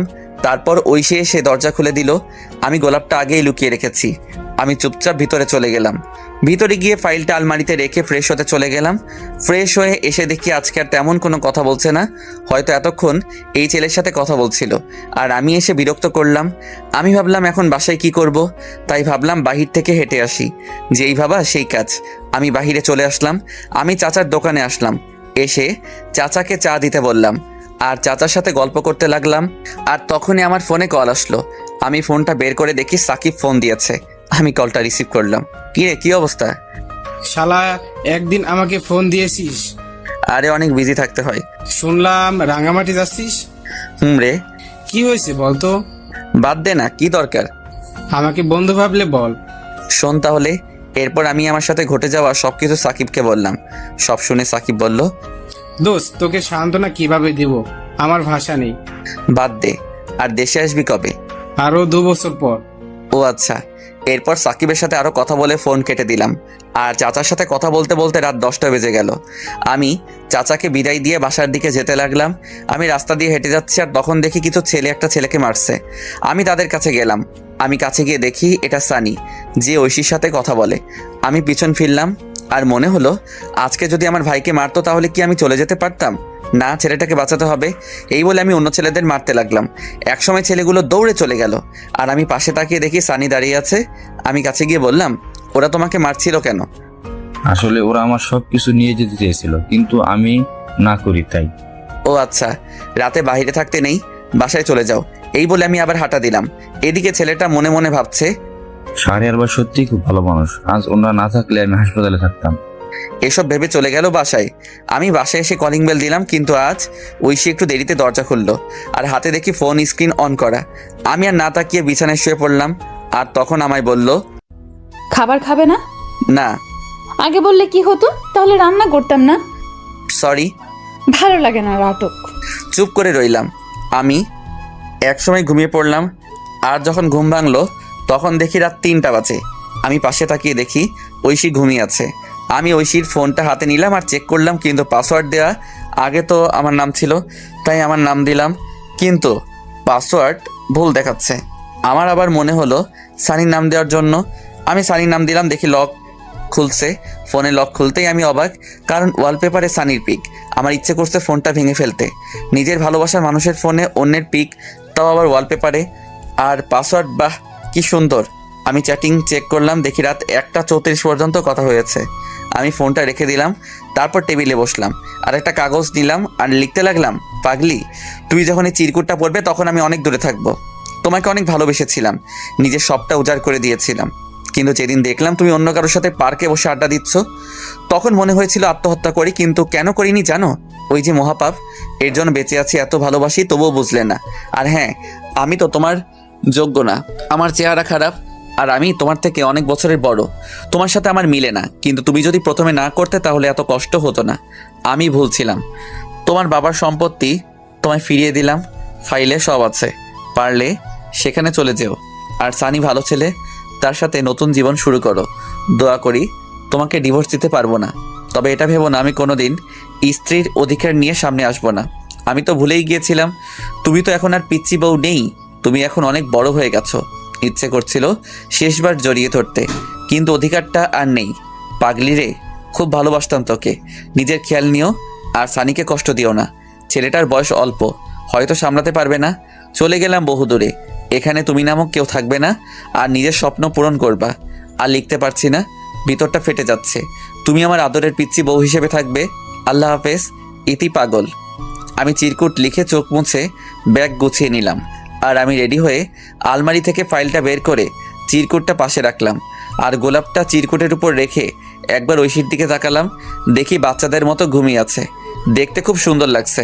মনে হচ্ছে কপালে একটা ভালোবাসার পরশ এঁকে দেই, কিন্তু না, সব ইচ্ছে কি আর পূরণ হয়? আমি বেরিয়ে আসলাম। আমি ফোন বের করে দেখি 3:45 বাজে। আমি তাড়াতাড়ি করে ব্যাগ নিয়ে হাঁটা দিলাম। তারপর বাস স্টেশনে এসে বাসে উঠলাম। তারপর ফোন থেকে সিমটা খুলে ভেঙে দিলাম। ফোনটা পকেটে রেখে বাহিরের দিকে তাকিয়ে আছি আর নিঃশব্দে কাঁদছি। বাস তার আপন গতিতে চলতে লাগলো। এভাবে কান্না করতে করতে কখন যে ঘুমিয়ে পড়লাম মনে নেই। ওদিকে ঐশী ঘুম থেকে উঠে দেখে আমি শাহরিয়ার পাশে নেই। তারপর উঠে টেবিলের কাছে গিয়ে দেখি চিরকুটের উপর গোলাপ রাখা। ঐশী কৌতূহল হলো, তাই চিরকুটটা পড়তে শুরু করলো।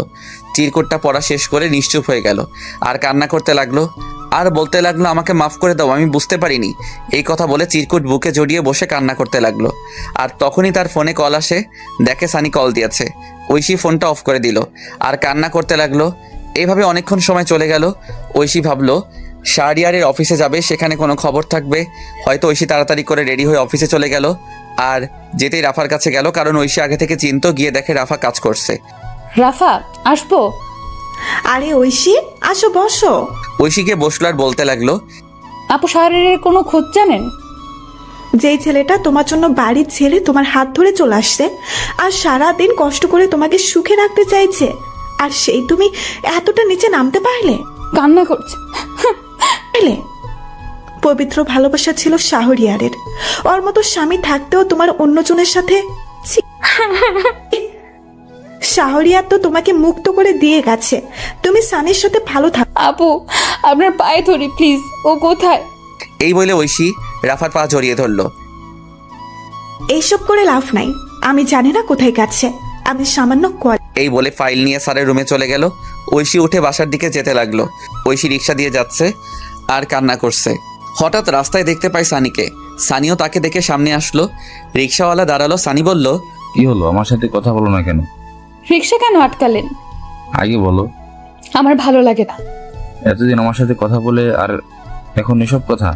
ঐশী ঠাস করে সবার সামনে জুতা খুলে সানিকে চড় দিল। আর ঐশী বাসায় গেল। আর ঐশী বাসায় গিয়ে কান্না করতে লাগলো। এদিকে আমার ঘুম ভাঙলো জোরে ঝাঁকুনির কারণে। আমি উঠে দেখি সবাই বাস থেকে নামছে। আমি পাশে সাইনবোর্ড দেখলাম, দেখে আমি চলে আসছি রাঙামাটি। আমি ব্যাগ নিয়ে বাস থেকে নামলাম। নেমে একটা ফাঁকা জায়গায় এসে স্যারের দেওয়া সেই ছেলেকে কল দিলাম। কল দিতেই সাথে সাথে কল ধরলো আর বলতে লাগলো, ভাই আপনি কোথায়? আমি তো বাসের সামনে। আমি বাসের পিছনে আছি, তুমি এদিকে আসো। তারপর একটা ছেলে আসলো আর আমাকে বলল, আপনি শাহরিয়ার রহমান? তুমি রাজু? ভাই চলেন। এরপর আমি ছেলেটার সাথে যেতে লাগলাম। একটু পর একটা গাড়িতে উঠলাম। রাজু গাড়ি চালাচ্ছে, আমি চুপচাপ বসে আছি। আমার শুধু ঐশীর কথা মনে পড়ছে। মেয়েটা এখন কি করছে কে জানে, ঠিক মতো খাওয়া দাওয়া করছে তো, এসব ভাবছি। আর তখন রাজু বলে উঠলো, ভাই নামেন, চলে আসছি। ও আচ্ছা। আমি নেমে পড়লাম, দেখি একটা বাসা। তারপর রাজু আবার বলে উঠলো, ভাই বাসা পছন্দ হয়েছে? আরে একা থাকবো তা আর পছন্দের কি, চলেন ভিতরে যাই। এরপর আমি রাজুর সাথে ভিতরে গেলাম। ভিতরে গিয়ে সব দেখতে লাগলাম। বাসাটা ভালো, সব কিছুই আছে। এরপর রাজু বলল, ভাই তাহলে আজকে যাচ্ছি। কিন্তু রান্না করার জন্য কে থাকবে? সরি ভাই, নিজে করতে হবে। আচ্ছা সমস্যা নেই, তাহলে যাচ্ছি। তাহলে আর এই নিন গাড়ির চাবি। আমার গাড়ি লাগবে না, অফিসের গাড়ি অফিসের থাক। তবুও ভাই, আমি এই অফিসের ম্যানেজার। আমার গাড়ি চালাতে ভালো লাগে না, তাছাড়া এই ভাঙা গাড়ি তো না। ও আচ্ছা, আমি বাইক কিনবো ভাবছি। আচ্ছা যাই তাহলে। এরপর রাজু চলে গেল। আমি ব্যাগ রেখে ফ্রেশ হয়ে নিলাম। তারপর রেডি হলাম বাইরে যাওয়ার জন্য। আর সন্ধ্যা হয়ে গেছে, তাই ভাবলাম রাতের খাবার খেয়ে আসি। আমি রেডি হয়ে হাঁটতে হাঁটতে কাছাকাছি একটা বাজারে আসলাম। বাজারে এসে নতুন সিম নিলাম। তারপর একটা হোটেল থেকে এক প্যাকেট বিরিয়ানি নিয়ে বাসার উদ্দেশ্যে রওনা দিলাম। হেঁটে হেঁটে যাচ্ছি কারণ সন্ধ্যার প্রকৃতি খুব সুন্দর, তাও আবার রাঙামাটি, চারদিকে সবুজ আর সবুজ আর ছোট আঁকাবাঁকা রাস্তা, হেঁটে যেতে ভালোই লাগছে। আমি আসার সময় সিমটা ফোনে ভরলাম আর ফেসবুক ডিঅ্যাক্টিভেট করে দিলাম। আর গ্যালারি চেক করে দেখি ঐশীর একটা পিক রয়েছে। আমি তো সব পিক বাসে ডিলিট করছিলাম, হয়তো এটা ভুল করে রয়ে গেছে। আমি পিকটার দিকে তাকিয়ে হাঁটতে লাগলাম। পিকটা দেখে ঐশীর ওইসব ঘটনা মনে পড়ে গেল আর পিকটা ডিলিট করে দিলাম। আর বলতে লাগলাম, পাগলি রে, একদিন পাগলের মতো খুঁজবি, তখন বুঝতে পারবি কি ছিলাম তোর জীবনে। কিন্তু সেদিন আমার এই ভালোবাসাটা নাও থাকতে পারে। এইসব ভাবতে ভাবতে বাসায় চলে আসলাম। বাসায় এসে ফ্রেশ হয়ে খাবার খেয়ে নিলাম। খাবার খাওয়ার সময় ঐশীর কথা মনে হচ্ছে, কারণ ঐশী যে আমাকে খাইয়ে দিত। তবুও কষ্ট করে খেয়ে শুয়ে পড়লাম। শরীর ক্লান্ত থাকায় চোখ বন্ধ করতেই ঘুমিয়ে পড়লাম। সকালবেলা ঘুম থেকে উঠে ফ্রেশ হয়ে রেডি হয়ে নিলাম। তারপর অফিসে যেতে লাগলাম। রাস্তায় তেমন গাড়ি নেই, আমি হেঁটে হেঁটে যাচ্ছি। কিছুক্ষণ হাঁটার পর দেখি একটা অটো আসছে। আমি অটোতে উঠে পড়লাম। তারপর অফিসে চলে আসলাম। অফিসে আসতেই সবাই আমাকে অভিনন্দন জানালো। আমি সবার সাথে কৌশল বিনিময় শেষে কেবিনে গেলাম। কেবিনে গিয়ে বসতেই রাজু আসলো আর বলল, স্যার আসবো? আসো।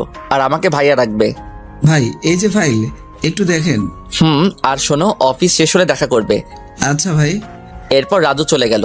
আমি ফাইল দেখতে লাগলাম আর তখনই একটা মেয়ে আসলো। স্যার আসতে পারি? আসুন। মেয়েটি এসে আমার কাছে ফাইল দিল।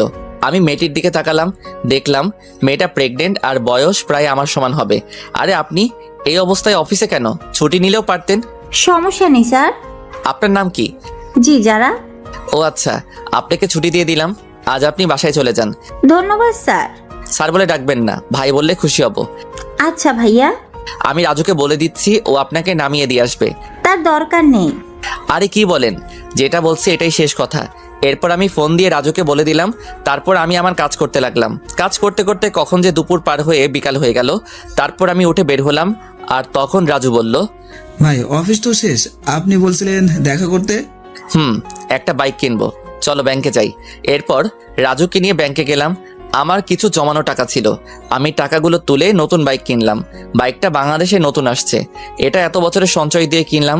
অনেক দিনের শখ ছিল নিজের টাকায় বাইক কিনবো, তাই খুব খুশি হলাম।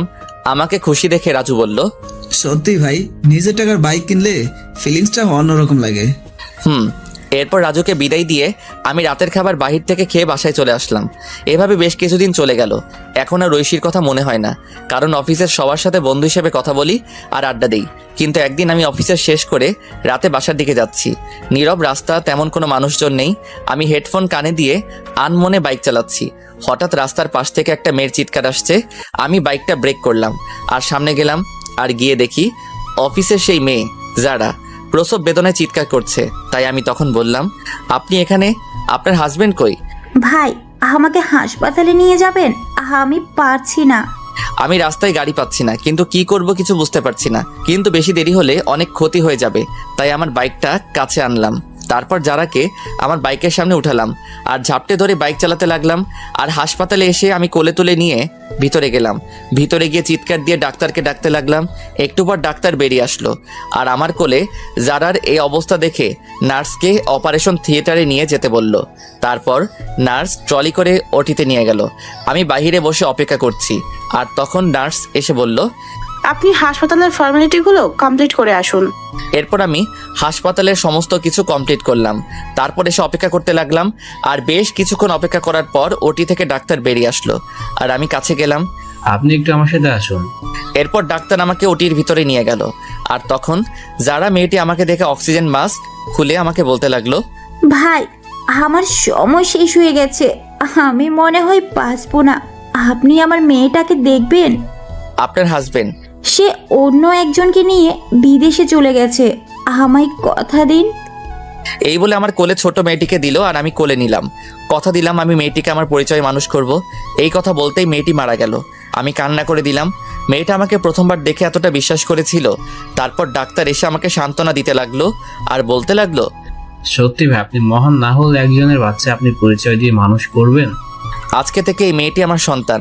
ডাক্তার আমাকে কান্না করতে করতে জড়িয়ে ধরলো আর বলতে লাগলো, ভাই আপনি মানুষ না, আপনি ফেরেশতা।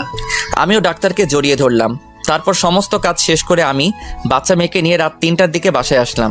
হাসপাতাল থেকে সবকিছু নিয়ে আসছি, বাবুর ফিডার, দুধ সবকিছু। আমি বাসায় এসে বাচ্চাকে শুয়ে দিয়ে ফ্রেশ হতে চলে গেলাম, আর ওয়াশরুম থেকে শুনতে পেলাম কান্না করছে। আমি তাড়াতাড়ি করে ফ্রেশ হয়ে চলে আসলাম আর বাবুর খাবার রেডি করে খাওয়াতে লাগলাম। আমি যদিও আগে কখনো বাচ্চাকে খাওয়াইনি, কিন্তু ওই যে মানুষ বলে না, পরিস্থিতি সব শিখিয়ে দিয়ে যায়। আমি বাচ্চার পাশে শুয়ে খাওয়াতে লাগলাম, ফিডার দিয়ে। মনে মনে ভাবতে লাগলাম কি নাম রাখা যায়, আর তখনই মাথায় আসলো একটা নাম। রেখে দিলাম তানিশা। 3 বছর পর সকালবেলা ঘুম ভাঙলো তানিশার ডাকে। বাবাই, ও বাবাই, ওঠো না। আম্মু কি হয়েছে? খুব খিদে পেয়েছে। আমি তাড়াতাড়ি করে উঠে রান্নাঘরে গেলাম আর রান্না করতে শুরু করলাম। কিছুক্ষণের মধ্যে রুটি আর ডিম ভাজি করে টেবিলে আনলাম আর বললাম, আম্মু কই তুমি? বাবাই। তানিশা আসলো আর চেয়ারে বসে পড়লো। আমি চেয়ারে বসে মেয়েকে খাইয়ে দিতে লাগলাম। মেয়ে আমাকে বলল, বাবাই তুমি খাবা না? না মা, আমি এখনো ফ্রেশ হইনি যে। তাহলে ফ্রেশ হয়ে এসো, তারপর দুজনে একসাথে খাবো। না আম্মু, তুমি খাও। যাও বলছি বাবাই। আমি মেয়ের রাগ দেখে ফ্রেশ হয়ে আসলাম। তারপর দুজনে একসাথে গল্প করতে করতে খাবার খেয়ে নিলাম। তখন তানিশা বলল, বাবাই আমি ডাক্তার আঙ্কেলের কাছে যাব। আচ্ছা চলো তাহলে। এরপর আমি রেডি হয়ে নিলাম, মেয়েকে রেডি করিয়ে বাইক নিয়ে বের হলাম। তারপর হাসপাতালের দিকে যেতে লাগলাম। রাস্তায় বাবা মেয়ে কথা বলতে বলতে আসলাম। আমি এসে বাইক রেখে ভিতরে গেলাম। আমার আগে তানিশা দৌড়ে চলে গেল। তানিশা যেতেই রাকিব বলল, আরে তানিশা আম্মু যে। এই বলে রাকিব তানিশাকে চেয়ার থেকে উঠে এসে কোলে তুলে নিল। আর তখন পাশে বসে থাকা নতুন মেয়ে ডাক্তার বলল, স্যার এটা কি আপনার মেয়ে? না, শাহরিয়ার সাহেবের। কথাটা শুনে পাশে থাকা মেয়েটা অবাক হয়ে গেল আর নিশ্চুপ হয়ে গেল। এদিকে আমি রাকিবের কেবিনে গেলাম। কেবিনে গিয়ে দেখি রাকিবের কোলে তানিশা বসে আছে। রাকিব আমি লাঞ্চে এসে নিয়ে যাব। আমার কণ্ঠ শুনে পাশে থাকা মেয়েটি আমার দিকে তাকালো। আমি তাকাতেই আমি অবাক, কারণ এটার কেউ না, হ্যাঁ এটাই ঐশী। ঐশী আমাকে দেখেই পায়ে ধরে ফেললো আর বলতে লাগলো, আমি তোমার পায়ে ধরি, আমাকে মাফ করে দাও। আরে কে আপনি? আমার পা ছাড়ুন। কিন্তু ঐশী পা ছাড়ছে না। আমি জোর করে ছাড়িয়ে চলে আসলাম আমার বাইকে। ঐশী এসেছিল, কিন্তু আমি জোরে বাইক স্টার্ট দিয়ে অফিসে চলে আসলাম। অফিসে এসে কাজে মন বসছে না, কিভাবে বসবে? পুরনো ভালোবাসার মানুষকে দেখে ওদিকে ঐশী রাকিবের কাছে গেল আর বলতে লাগলো, ভাইয়া প্লিজ বলুন, এই হলো আমার হারিয়ে যাওয়া শাহরিয়ার। কি বলো? সে আমাকে রেখে বিয়ে করেছে, তবু আমাকে ক্ষমা করলো না। শাহরিয়ার বিয়ে করেননি? তাহলে মেয়ে? দাঁড়াও বলছি, আগে তানিশাকে ওদিকে পাঠাও। এরপর রাকিব তানিশাকে অন্য একটা নার্সের সাথে খেলতে পাঠালো। হাসপাতালের সবাই তানিশাকে চিনে আদর করে। বাসার পাশে হাসপাতাল হওয়ার কারণে কোনো সমস্যা হয় না। এরপর রাকিব ঐশীকে সবকিছু বলতে লাগলো। সব শুনে ঐশী চুপ করে রইল। ঐশী কোনো কথা বলছে না। ওনার মতো লোক বন্ধু হিসাবে পেয়েছি, এটাই অনেক। ওর বাসার ঠিকানা দেন। এরপর রাকিব আমার বাসার ঠিকানা দিয়ে দিল। এদিকে আমি চেয়ারে হেলান দিয়ে ঐশীর কথা ভাবছি। আমি কি আজও ঐশীকে খুব ভালোবাসি? নিজেকে নিজে প্রশ্ন করলাম। তখনই দরজার কাছ থেকে কেউ বলে উঠল, আসতে পারি স্যার? আমি না দেখে বললাম, আসুন। আমি তাকিয়ে তো অবাক, কারণ এটার কেউ না, এটা রাফা। দোস্ত তুই কেমনে সম্ভব? তোর জন্য আমাকে রাঙামাটি আসতে হলো। তারপর বল কেমন আছিস? ভালো, তুই? আলহামদুলিল্লাহ ভালো। এবার বল কি খাবি? এখন তোর মাথা, বাকিটা পরে দেখা যাবে। গুড। কতদিন আড্ডা হয় না। ঐশীর সাথে দেখা হয়েছে। আমি প্রশ্নটা শুনে চুপ করে রইলাম। আমাকে চুপ থাকতে দেখে আবার বলল, তোর সাথে গুরুত্বপূর্ণ কথা আছে। বল। তুই ঐশীকে মেনে নে। কি? এটা তুই কি বলছিস? আমি বলছি, কারণটা জানলে তুই কান্না করবি। বল তাহলে শুনি। তুই চলে আসার পর ঐশীর মানসিক অবস্থা খুব খারাপ হয়। দিনের পর দিন না খেয়ে দিন কাটাতো। কি বলিস? তারপর আমি একদিন বাসায় গিয়ে দেখি ফ্লোরে পড়ে আছে। তারপর আমি নিয়ে হাসপাতালে যাই। হাসপাতালে ডাক্তার বলে মানসিক অবস্থা খুব খারাপ, সুস্থ হতে 6 মাস লাগবে। 6 মাস ধরে চিকিৎসা চলছিল, কিন্তু সবসময় শুধু তোর। আমি তাকে আমার সাথে রাখি। আমি তো একটা মেয়ে, আমি বুঝতে পারি সত্যি এখনো মেয়েটা তোকে অনেক ভালোবাসে। আমি নিজে চোখে দেখছি তোর জন্য প্রতিটা রাত কান্না করতো। প্লিজ মেয়েটাকে আর কষ্ট দিস না। এখন আমার খুব খিদে পেয়েছে, খাবো। ওয়েট, আমি রাজুকে ফোন করে বলে দিলাম খাবার আনার জন্য। একটু পর রাজু খাবার নিয়ে আসলো আর খাবার দিয়ে চলে গেল। আমি আর রাফা মিলে খাবার খেয়ে নিলাম। তারপর বললাম, চল বাসায় যাই। পাগল নাকি? একটু পর আমার ফ্লাইট। মানে কি বলিস?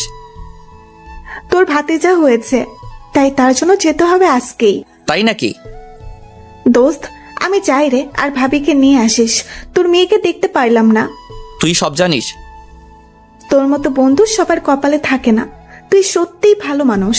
দোস্ত, আমি চাচ্ছি আমার শহরে যাব, মা বাবা কেমন আছে। গুড। এরপর রাফার সাথে আরো অনেক বিষয় নিয়ে কথা বললাম, তারপর রাফাকে এগিয়ে দিয়ে আসলাম। এভাবে দুপুর হয়ে গেল। আমি দুপুরে বের হলাম আর সোজা চলে আসলাম হাসপাতালে, কারণ মেয়েকে নিয়ে যেতে হবে। তাই আমি এসে রাকিবের কেবিনে গেলাম। কেবিনে গিয়ে দেখি ফোনে কথা বলছে। আমাকে দেখে ফোনটা রেখে দিয়েছে। আমি বললাম, তানিশাকে ডাক দে, বাসায় যাব। বাসায় চলে গেছে। কি বলিস, কার সাথে? বাসায় গিয়ে দেখতে পারবে। আচ্ছা, যাচ্ছি তাহলে। এই বলে যেতে লাগলাম। দরজার কাছে আসতেই রাকিব পিছন থেকে বলে উঠল, এবার আরেকটা তানিশা চাই। এই বলে হেসে দিল। আমি বুঝতে পারছি রাকিব কি বলছে। আমি বাইক নিয়ে বাজারে আসলাম। বাজারে এসে তানিশার জন্য কিছু কিনে বাসায় চলে আসলাম। বাসায় এসে কলিং বেল দিলাম, আর একটু পর কেউ দরজা খুলে দিল। আমি দেখি ঐশী আমাকে দরজা খুলে দিয়ে মাথা নিচু করে দাঁড়িয়ে আছে। আমি চুপ করে ফ্রেশ হতে চলে গেলাম। ফ্রেশ হয়ে এসে দেখি তানিশা ঘুমাচ্ছে। আমি খাবার খাওয়ার জন্য টেবিলে গেলাম। টেবিলে গিয়ে দেখি ঐশী খাবার নিয়ে বসে আছে। আমি টেবিলে বসলাম, আর সাথে সাথে ঐশী আমাকে খাবার দিল। আমি খাবার খেতে লাগলাম। ঐশীর দিকে না তাকিয়ে আমি খাবার খেয়ে চলে আসতে লাগলাম, আর পিছনে ফিরে বললাম, খাবার খেয়ে নিবেন। কথাটা শুনে ঐশী খুব খুশি হলো আর খেয়ে নিল। আমি এসে ফোন টিপছি। আমি আমার পুরনো আইডি লগইন দিলাম, আর লগইন করতে দেখি অনেক মেসেজ। আমি জিহাদের আইডিতে মেসেজ দিলাম আর লিখলাম, দোস্ত, এটা আমার নাম্বার, আর 2 দিন পর আমি ফিরছি। এটা বলে আরো কিছুক্ষণ ফেসবুক চালিয়ে ঘুমিয়ে পড়লাম। যখন ঘুম ভাঙলো তখন দেখি তানিশা আর ঐশী বসে বসে হাসাহাসি করছে। আমাকে উঠতে দেখে তানিশা বলল, বাবা জানো, মা আমাকে অনেক আদর করে। তাই? আমি বুঝি আদর করি না? করে। আমি মাকে কোথাও যেতে দিব না। আচ্ছা, খাবার খেয়েছো? মা খাইয়ে দিয়েছে। আমি মার সাথে খেলা করেছি। গুড। আমি তাকিয়ে দেখি সন্ধ্যা হয়ে গেছে। তাই ভাবলাম বাহির থেকে হেঁটে আসি। যেই ভাবা সেই কাজ। আর আশেপাশে কয়েকটি বন্ধু হয়েছে, তাই ভাবলাম আড্ডা দিয়ে আসি। আমি রেডি হয়ে নিলাম। তারপর বের হলাম। বাইক নিলাম না, হেঁটে হেঁটে আড্ডা দিতে গেলাম। আড্ডা দিয়ে রাত 11টায় বাসায় ফিরলাম। বাসায় ফিরে দেখি ঐশী খাবার টেবিলে বসে আছে। আমি যেতেই বলল, এতক্ষণ কই ছিলা? রাত কয়টা বাজে? বাহিরে আড্ডা দিলাম। আমি কখন থেকে বসে আছি। সরি। ঐশী এরপর খাবার খাইয়ে দিতে লাগলো। আমি না করলাম না। খাবার খেয়ে রুমে এসে শুয়ে পড়লাম। একটু পর ঐশী আসলো আর সোজা আমার বুকে আসলো। হচ্ছে কি? কেন বুঝতে পারো না? আমি প্রস্তুত না। আমাকে ক্ষমা করা যায় না? ক্ষমা অনেক আগে করেছি। তাহলে কাছে নিতে সমস্যা কি? ভালো লাগছে না। আমি মানবো না। মেয়ে আছে। আমি সানিকে শুধু বন্ধু ভাবতাম, আর আমার দেহ শুধু তোমার। আমি ঠাস করে চট দিলাম আর সরিয়ে দিলাম। ঐশী নিচে পড়ে গেল, আর তখনই পাশে একটা ফল কাটার ছুরি ছিল, ওটা দিয়ে হাত কেটে ফেললো। আমি সাথে সাথে উঠে পড়লাম আর গালে থাপ্পড় মারলাম। কিসের এত পাগলামি তোমার? তোমার পিচ্ছি বউয়ের অধিকার দাও। আমি তাড়াতাড়ি করে হাত ব্যান্ডেজ করে দিলাম আর বিছানায় শুয়ে দিলাম। ঐশীর উপর এত রাগ হচ্ছে, হাত কেন কাটবে? ইচ্ছে করছে আরো কয়েকটা চট দেই। দাও, তবুও তো তোমার ভালোবাসা পেলাম। উফ, কি যে করি। ঐশী তখন আমাকে ধাক্কা দিয়ে ফেলে পাগলের মতো চুমু দিতে লাগলো। আমি প্রথমে বাধা দিলাম, কিন্তু শুনলো না। একসময় আমিও নিজেকে কন্ট্রোল করতে পারলাম না। হারিয়ে গেলাম ভালোবাসার রাজ্যে। ফজরের সময় ঐশীর ডাকে ঘুম ভাঙলো। এই উঠো, গোসল করো, যাও। আরে ঘুমাতে দাও, পরে মেয়ে উঠে পড়বে। উফ, আর একটু।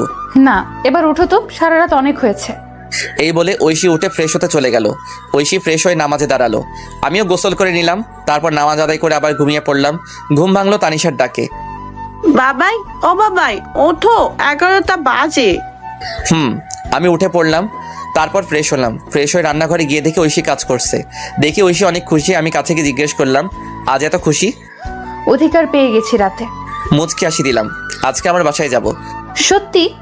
রেডি হও। আমি তানিশার কাছে আসলাম, এসে বললাম, আম্মু আজকে তোমার দাদার বাসায় যাব। ও তাই? আচ্ছা, আমি রেডি হচ্ছি। তোমার আম্মুর কাছে যাও। ওকে বাবাই। এরপর তানিশা ঐশীর কাছে চলে গেল। আমিও ব্যাগ গুছিয়ে নিলাম। তারপর অনলাইনে টিকিট কাটলাম। বিকেলবেলা সবাইকে নিয়ে বের হলাম। যথাক্রমে সবকিছু শেষে চলে আসলাম নিজের শহরে, যেই শহর একদিন রাতের অন্ধকারে ঐশীর হাত ধরে ছেড়েছিলাম। তারপর গাড়ি দিয়ে আমাদের বাসার উদ্দেশ্যে রওনা দিলাম। এই কয়েক বছরে চারদিকে অনেক পরিবর্তন হয়ে গেছে। বাসায় যেতে যেতে রাত 8টা বেজে গেল। আমি গিয়ে কলিং বেল দিলাম। বেশ কিছুক্ষণ পর মা এসে দরজা খুলে দিল। তারপরে মা আমাকে দেখে জড়িয়ে ধরলো। আমিও মাকে জড়িয়ে ধরলাম। তুই আমাদের একবার বলতি, তোর জন্য আমরা কি না করতাম। মাফ করে দাও মা। পাশে কে? তোমার বৌমা আর নাতি। মা গিয়ে ঐশী আর তানিশার সাথে কথা বলতে লাগলো। আমি ভিতরে আসলাম, এসে দেখি বাবা, ভাইয়া, ভাবি আর একটা বাচ্চা ছেলে বসে আছে। আমাকে দেখে সবাই অবাক। তারপর আর কি, সবাই আমাকে ইচ্ছে মতো বকা দিতে লাগলো। অবশ্য মায়ের কথাই মেনে নিয়েছে। এখন আমরা খুব সুখী, নেই আর কোনো কষ্ট দুঃখ। তারপর আমি আমার রুমে গেলাম, রুমটা আগের মতোই আছে। আমি গিয়ে ফ্রেশ হয়ে নিলাম, তারপর শুয়ে পড়লাম। শরীর ক্লান্ত থাকে, কখন যে ঘুমিয়ে পড়লাম বুঝতে পারলাম না। ঘুম ভাঙলো ঐশী জড়িয়ে ধরাতে। আমি তাকিয়ে দেখে ঐশী আমার বুকে। ঘুম ভাঙলো তাহলে? কয়টা বাজে? রাত 2টা। কি? আমি তো খাবার খাইনি, খুব খিদে পেয়েছে। এই জন্যই তো খাবার রুমে নিয়ে আসছিলাম। তানিশা কই? তার দাদুর সাথে ঘুমিয়েছে। ও। এরপর আমি ফ্রেশ হয়ে আসলাম, তারপর ঐশী আমাকে খাইয়ে দিল, আমি ঐশীকে খাইয়ে দিলাম। খাবার শেষ করে লাইট বন্ধ করে বারান্দায় আসলাম, এসে চাঁদ দেখতে লাগলাম। ঐশীকে পিছন থেকে জড়িয়ে ধরে তখন ঐশী বলল, এই দিনটার জন্য অপেক্ষা করছিলাম। তাই? তবে বিয়ে হয়েছে অনেক আগে। এতদিনে 4-5টা পোলাপান থাকার কথা, কিন্তু এখনো কিছুই হলো না। তাহলে হবে নাকি আজকে? আজকে সম্ভব না। কেন কেন? বুঝতে পারো না কেন? আমি তো আপনার মতো ডাক্তার নই। থাক, বুঝতে হবে না। কখন থেকে? দুপুর থেকে। বলনি কেন? রাস্তায় কি করে বলি? আছে না, আনতে হবে। সকাল পর্যন্ত চলবে। আচ্ছা, সকালে এনে দিব। পেট ব্যথা করছে। চলো রুমে। আমি কোলে করে নিয়ে রুমে আসলাম, এসে শুয়ে দিলাম। তারপর পেটে হাত দিলাম। পেটে হাত দিতেই ঐশী কেঁপে উঠলো। আমি বললাম, ঘুমিয়ে পড়ো। জড়িয়ে ধরো। আমি শক্ত করে জড়িয়ে ধরলাম, তারপর দুজনে ঘুমিয়ে পড়লাম। আর যেমন আমি এখানে ক্লিক করার সঙ্গে সঙ্গে এগুলো সবগুলো একরকম হয়ে গেছে বা একটা সাইজ আকারে চলে আসছে। 4 মিনিট স্যার, আমি লিঙ্কটা আবার দিচ্ছি। হ্যাঁ, আমরা ক্লাসে যাই। ওকে, তাহলে আমরা ক্লাস শুরু করে দিই। হ্যাঁ,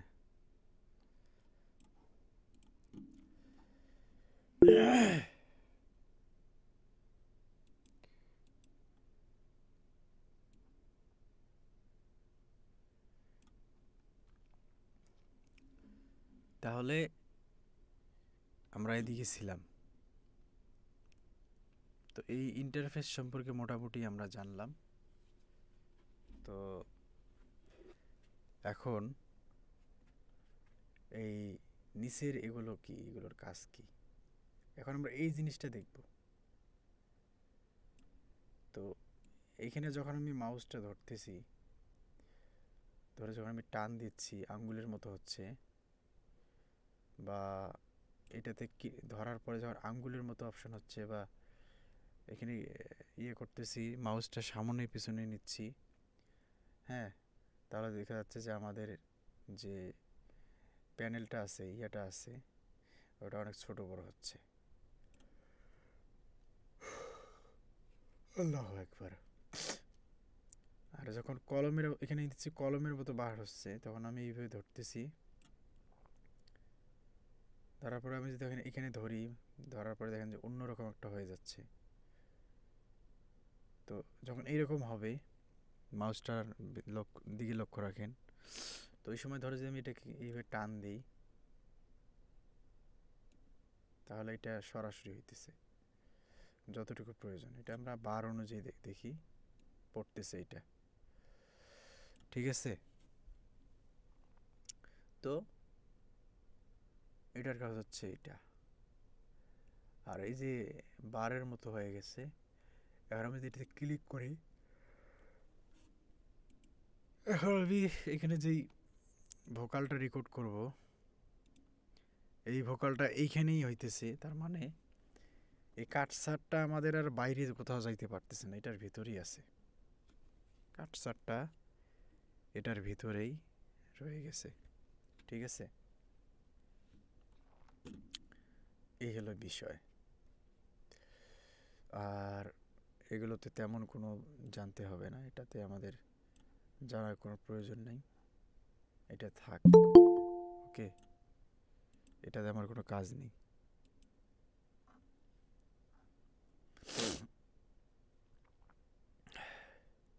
তো এই হলো বিষয়। ওকে, তো আজকে আমরা মোটামুটি জানলাম। এখন এখানে আরেকটা বিষয় দেখাই। এই যে এটার কাজ হচ্ছে যে ছোট বড় হইতেছে, মানে আমাদের এখানে আমরা যতগুলা অডিও রেকর্ড দেব। তো এটা এটা তো সবগুলো এখানে কিন্তু কি হইতেছে, রেকর্ড হচ্ছে। বাট আমি চাচ্ছি যে এখান থেকে এগুলো ছোট বড় করব, সবগুলাই ছোট বড় করব, ছোট বড় হয়ে গেছে। তো এটাতে এইভাবে ধরে আমাদের কোনো কাজ নেই, এটাতে ধরে ছোট বড় করলে কোথাকার ভোকাল যে কোথায় যাইতেছে কোনো ঠিক ঠিকানা নেই, এটাতে আমার কাজ নেই। আর এই যে এইখানে যদি আমরা রাখি, এই যে একটা ভলিউমের মতো আসতেছে, তার মানে আপনি একটু এইখানে যদি ফলো করেন, এই জায়গায় আমাদের যে ভোকালটা দেখতে পারতেছি, এই যে ভোকালটা কোথায় কতটুকু আমরা মানে আমাদের ভোকালটা গেইনটা রেকর্ড হয়েছে, এটা আমরা গেনের এই গ্রাফটা দেখতে পারতেছি। তো এখন যদি আমি এটাতে এইভাবে ধরি, বড় করে দিই, ধরে বড় হইতেছে, ছোট করে দিলে আবার ছোট হইতেছে, এটা ধরে ছোট বড়। আমাদের কাজের ক্ষেত্রে আমরা এটা এবার ছোট ছোট বড় করে নেব, ঠিক আছে, কাজের ক্ষেত্রে। তো অনেকে জয়েন করে নেই, হয়তো বা ঘুমায় গেছে, রাত হয়ে গেছে। এখন রাত কয়টা বাজে? কেউ একজন বলেন তো, পিসিতে দেখা যাইতেছে না ঠিক মতো। 12:06। 12:06 না, পিসিতে দেখাইতেছে যে 12:16। ভাই 12:16, 12:16 বাজে ভাই। 16 বাজে, তাহলে ঠিক আছে। আচ্ছা, তাহলে এটার কাজ আমরা জানলাম। আর এটা হচ্ছে যে ওপরে নিচে নেওয়া, যেগুলো দেখি আমরা ওইটা। আর এগুলোতে আমার কোনো কাজ নেই, ক্লিক করলে আগের জায়গায় আসলাম। এটাতে ক্লিক করলে আবার সেই জায়গায় চলে গেলাম, এটাতে ক্লিক করলে আবার আগের অবস্থানে আসলাম। এইটা, এই তো, এগুলো আমাদের প্রয়োজন নেই, এটা লাগে না আমার। তো আমরা যখন কাজ করব, কাজের ক্ষেত্রে যেখানে আবার ভিডিও আছে, ভিডিওর অপশন আছে, এগুলো নিয়ে আমরা আলোচনা করব, সমস্যা নেই। ভিডিও দেখেও কাজ করা যায়, এটা আলাদা বিষয়। তো তাহলে কি হলো, আমরা আমাদের এই ইন্টারফেস সম্পর্কে মোটামুটি তথ্য নিলাম। আর বাকি যে বিষয়গুলো থাকবে আমরা সেগুলো পরবর্তীতে দেখব।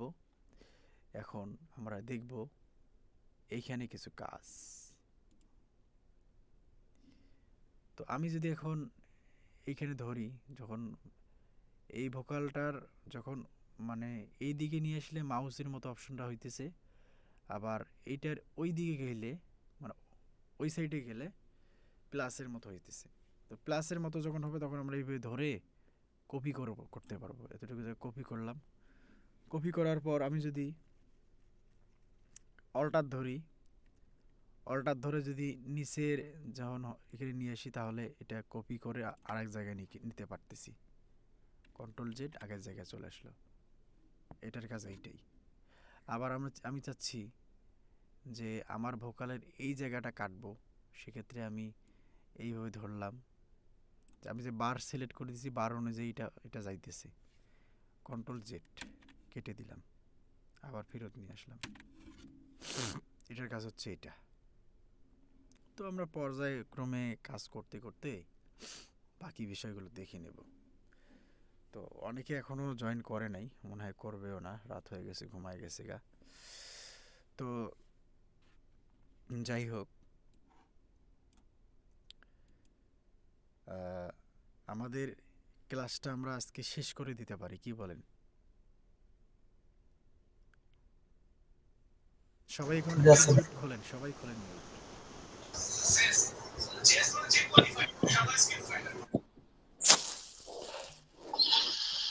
তাহলে আজকে আমরা আমাদের ক্লাসটা শেষ করে দিচ্ছি এখানে।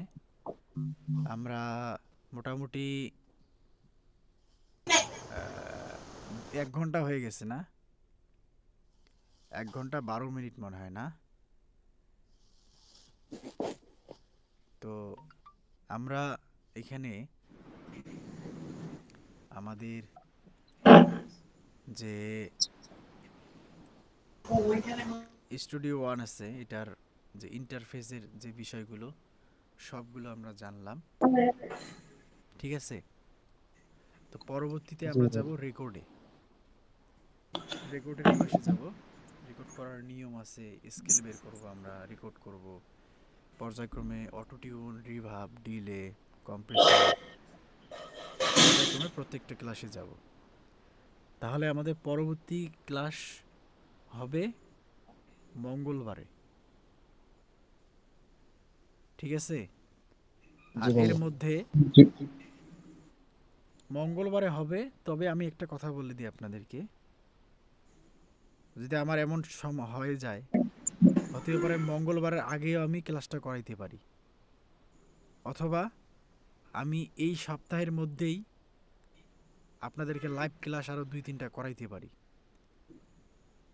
কারণ কি আমি বলে দিই আপনাদের সবাইকে, হয়তোবা অনেকে ভিডিওটা দেখেন নাই, এখন মানে সরাসরি লাইভে নেই, এখন হয়তোবা আছেন। কারণ হচ্ছে যে শুক্রবারের যে রাতটা আছে বা শুক্রবার যে দিনটা আছে, ওটা নির্দিষ্ট একটা সময়, মানে আমি অল টাইম আর কি বাসায় থাকি, যে ওই সময় অনুযায়ী আমরা ক্লাস করতে পারি বা সময় অনুযায়ী ক্লাসে বসতে পারি। কিন্তু আমি যখন বাইরে থাকি, বাইরে থেকে এসে ক্লাসে বসা,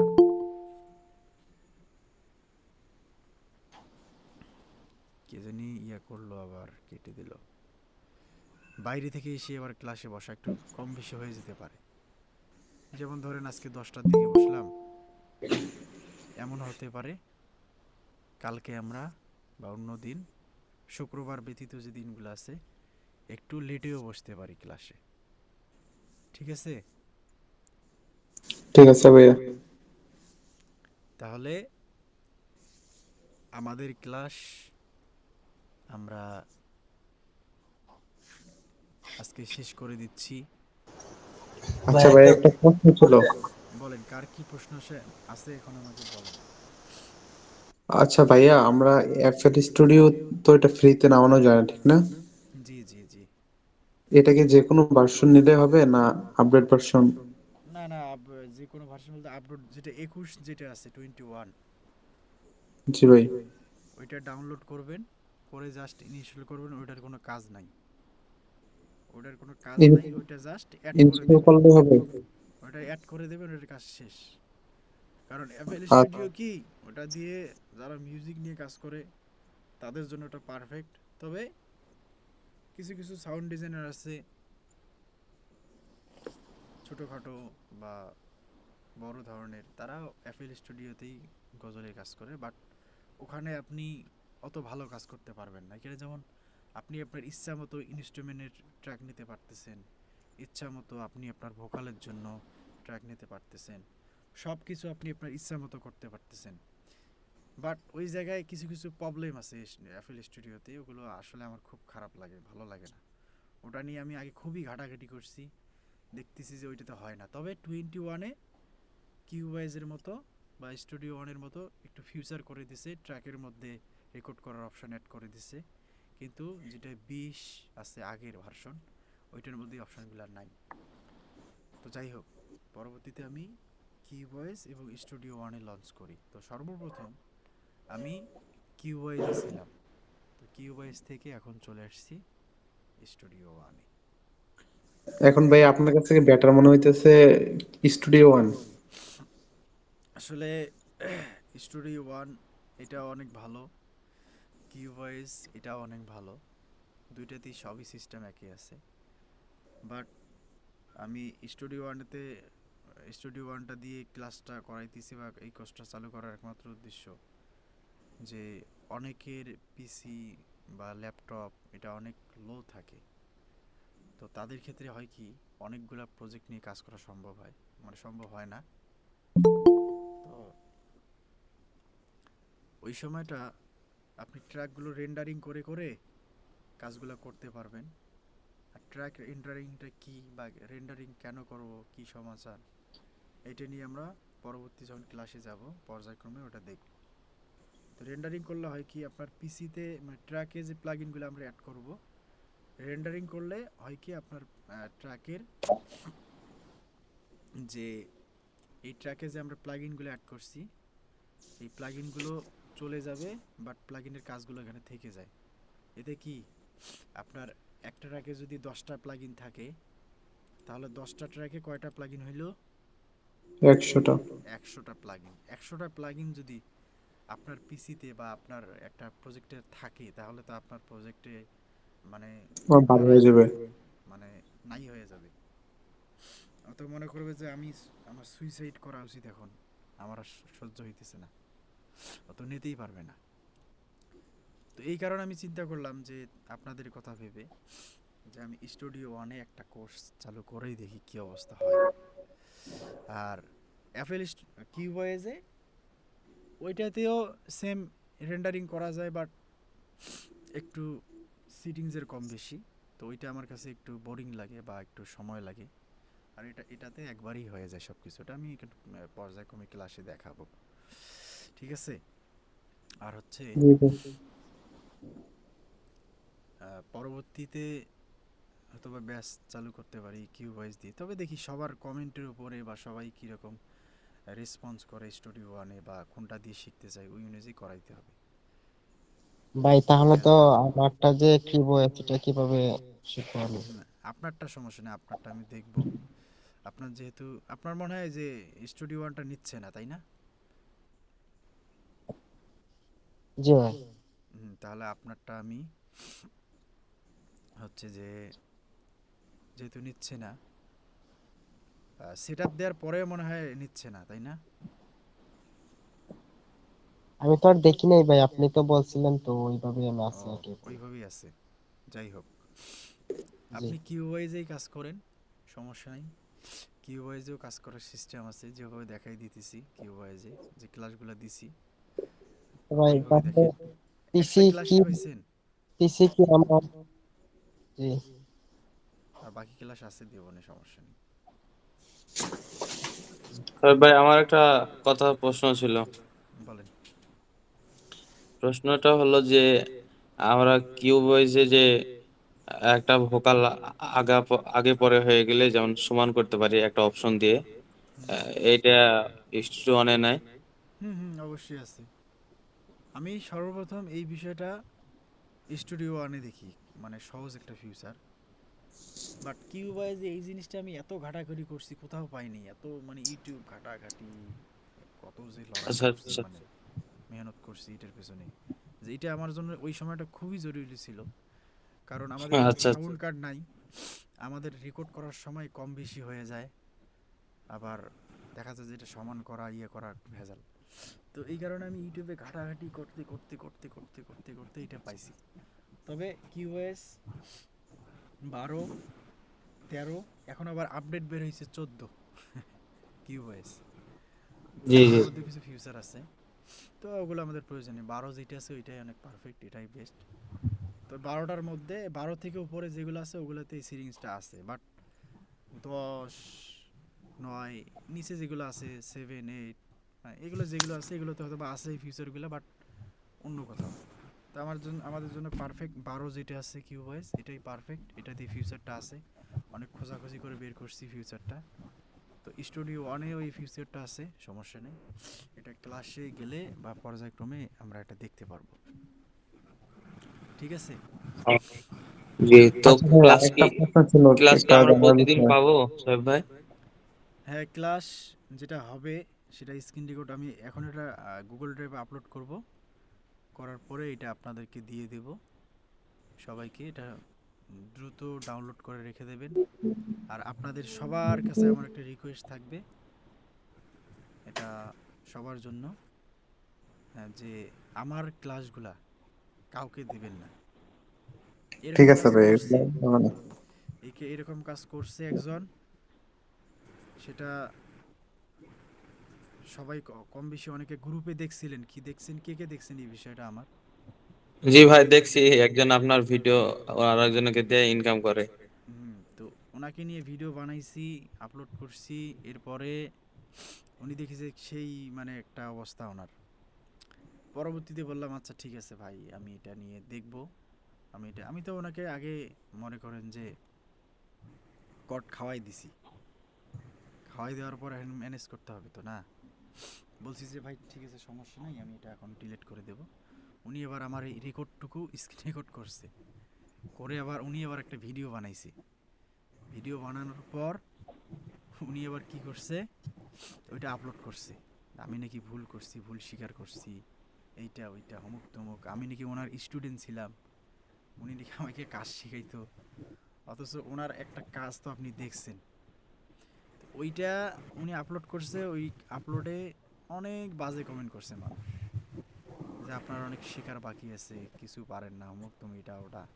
আবার আরেকজনে দেখি যে ওনার একজন স্টুডেন্ট আছে ইন্ডিয়ার, উনি এবার ওই একটা গান আপলোড করছে ওনার, করে ওই গানের মধ্যে সেই ধরনের প্রশংসা করে একটা স্ট্যাটাস দিছে যে আমরা অমুক করলাম, জি জি তমুক করলাম, আমরা জি জি, ওইটা চেষ্টা দেখলাম, করলাম, অনেক আপনি সুন্দর বুঝতে দিয়েছিলেন পারছি। আমাকে। হ্যাঁ, তো উনি যেন আমার পিছনে লাগছে, আমি কি লাগবো না? তো আমি এবার ওইটাই স্ক্রিন রেকর্ডটা দেখি যে ওইটাই আবার আমি স্ক্রিন রেকর্ড করে গ্রুপে দিয়ে দিছি, সবাই দেখি ইয়ে করতেছে। পরবর্তীতে আমি এবার আমাদের রিকোয়েস্টটা করতেছিলাম যে মেহেরবানি করে আল্লাহর রাস্তে আমার ভিডিও কারো কাছে শেয়ার করবেন না, কাউকে দিবেন না, এতটুকু কথা দিবেন, না হলে আমি হই বা আপনি হন, কাল কিয়ামতের দিন আমরা সবাই দাবি থাকব। আর হচ্ছে যে সব থেকে আরেকটা বিষয় বলি, যে আপনারা আমার কাছ থেকে কাজ শেখার পর যতটুকু শিখবেন বা যতটুকু বুঝবেন, আপনি নিজের থেকে মানুষকে শেখান, নিজে আপনি মানুষকে কোর্স করান বা মানুষকে নিজে থেকে মানুষকে দেখান, বোঝান, সেটা আপনার ব্যক্তিগত বিষয়। কিন্তু আমার ভিডিও আপনারা কাউকে দিবেন না, এটা আপনাদের কাছে সবার কাছে এটা জোরদারভাবে আমার দাবি থাকলো। ঠিক আছে? আমি মানুষের কাছে কাজ শিখছি, শেখার পরে মানুষকে শিখাই দিয়েছি। কিন্তু আমি যদি অন্যজনের ভিডিও দিই, সেক্ষেত্রে কিন্তু এটা আসলে উচিত হবে না। এটা আমার রিকোয়েস্ট। আচ্ছা ভাইয়া, ভাই জি আরেকটা ভাই, প্রশ্ন ছিল ইনশাল্লাহ আমার। তাআলা। আরেকটা প্রশ্ন হচ্ছে যে আমরা তো, আপনি তো ইয়া ব্যবহার করেন, সাউন্ড কার্ড ব্যবহার করেন, মাইক্রোফোন ব্যবহার করেন, এই কোন মাইক্রোফোন বা সাউন্ড কার্ড ব্যবহার করলে বেটার মনে হয়, ভালো সাউন্ড কার্ড মনে হয়, আপনি যেটা করেন? নর্মালের মধ্যে যদি আপনি নিতে চান, তাহলে নর্মালের মধ্যে বলতে একদম ভালো যেটা আমি ইউজ করতেছি, ফোকাস রিটেল, এটা নিতে পারেন, এটা অনেক ভালো হবে। আর অন্যান্য ব্র্যান্ডের প্রাইস কত আছে, পড়বে ভাইয়া? ওগুলো ভালো হয়। ঠিক আছে? আর নর্মালের মধ্যে যদি নিতে চান, যে আপাতত কাজ স্টার্ট করবেন, সেক্ষেত্রে আমি আপনাদেরকে সাজেস্ট করব আমার অভিজ্ঞতা থেকে, যে কার জন্য মিউটটা একটু বন্ধ করেন, তুমি কথা বলি তো। আরিফুল ভাই মিউট করেন তো। এই মাওনো ব্র্যান্ডের একটা মাইক্রোফোন আছে, হ্যাঁ, এটার মডেল হচ্ছে এম এম এল সি জি এল এন, যাই হোক, আমি আপনাদেরকে একটা যখন গ্রুপে অ্যাড করাই দেবো, ওইটার আমি আপনাদেরকে লিঙ্ক দিয়ে দেব। শুধু ওই মানে ওই ভিডিওটা দেখে শুধু জাস্ট মডেলটা মনে রাখবেন, ওই অনুযায়ী আপনারা চাইলে কিনতে পারেন। 5 থেকে 6 হাজার টাকা নিতে পারে, কত হবে? 5 থেকে 6 হাজার টাকা হবে বড় জোর, ভালো হবে মোটামুটি। সাউন্ড আচ্ছা ভাই, কার্ড আমি তো সাউন্ড একেবারে কার্ড নতুন, লাগবে না, এটা মানে হচ্ছে আমি চাইছিলাম যে মানে আপনার কি কি লাগে এগুলা, কত হাজারের ভিতরে আমরা ভালো মানের একটা ভালো ইয়ে মানের করতে নিতে পারবো? গেলে আমি যেরকমটা ইউজ করতেছি বর্তমানে না, এটা হুম। হচ্ছে আপনার মোটামুটি 24,000 টাকা হলে আপনি হেডফোন এবং সাউন্ড কার্ড এবং মাইক্রোফোন একটা বান্ডিল আর কি, মানে সলো যেটা আছে 24,000 সেটা টাকা পাবেন। বান্ডেলের প্যাকেজ। হুম। আর বর্তমানে গ্রুপে দেখা যায় যে অনেকে এটার ছাড়ে 12,000 টাকা, 10,000 টাকা সেকেন্ড হ্যান্ড। ওগুলো আবার সেকেন্ড হ্যান্ড জিনিস নিলে বুঝে শুনে নিতে হয়। তবে টাকা যেহেতু খরচ করবেন, একটা জিনিসের দাম 14,000 টাকা, সেই জিনিসটা আপনি নিলেন কত দিয়া? 12,000 টাকা। 2,000 টাকার কম বেশির কারণে সেকেন্ড হ্যান্ড জিনিস কিনতেছেন। এখন সেকেন্ড হ্যান্ড জিনিসটা কিনতে গিয়ে আপনি অথবা একটা খারাপ জিনিসও হয়তো বা কিনেই ফেললেন। তো 2টা টাকা দিয়ে কিনেন, ভালো জিনিসটাই কিনেন, নতুনটাই কিনেন, ভালোভাবে ইউজ করেন, এই হলো বিষয়। বিষয়। আচ্ছা ঠিক আছে ভাইয়া, তাহলে এই বান্ডেলটা একটু গ্রুপের মধ্যে দিয়ে দিন, তাহলে আমরা দেখবো সবাই। আচ্ছা, যখন নেবেন না আমি আপনাদেরকে সবাইকে বান্ডেলের কিছু নাই, তুমি শুধু ওটা আপনি খোঁজ করে নিতে পারবেন, মানে ইউটিউবে সার্চ দিবেন।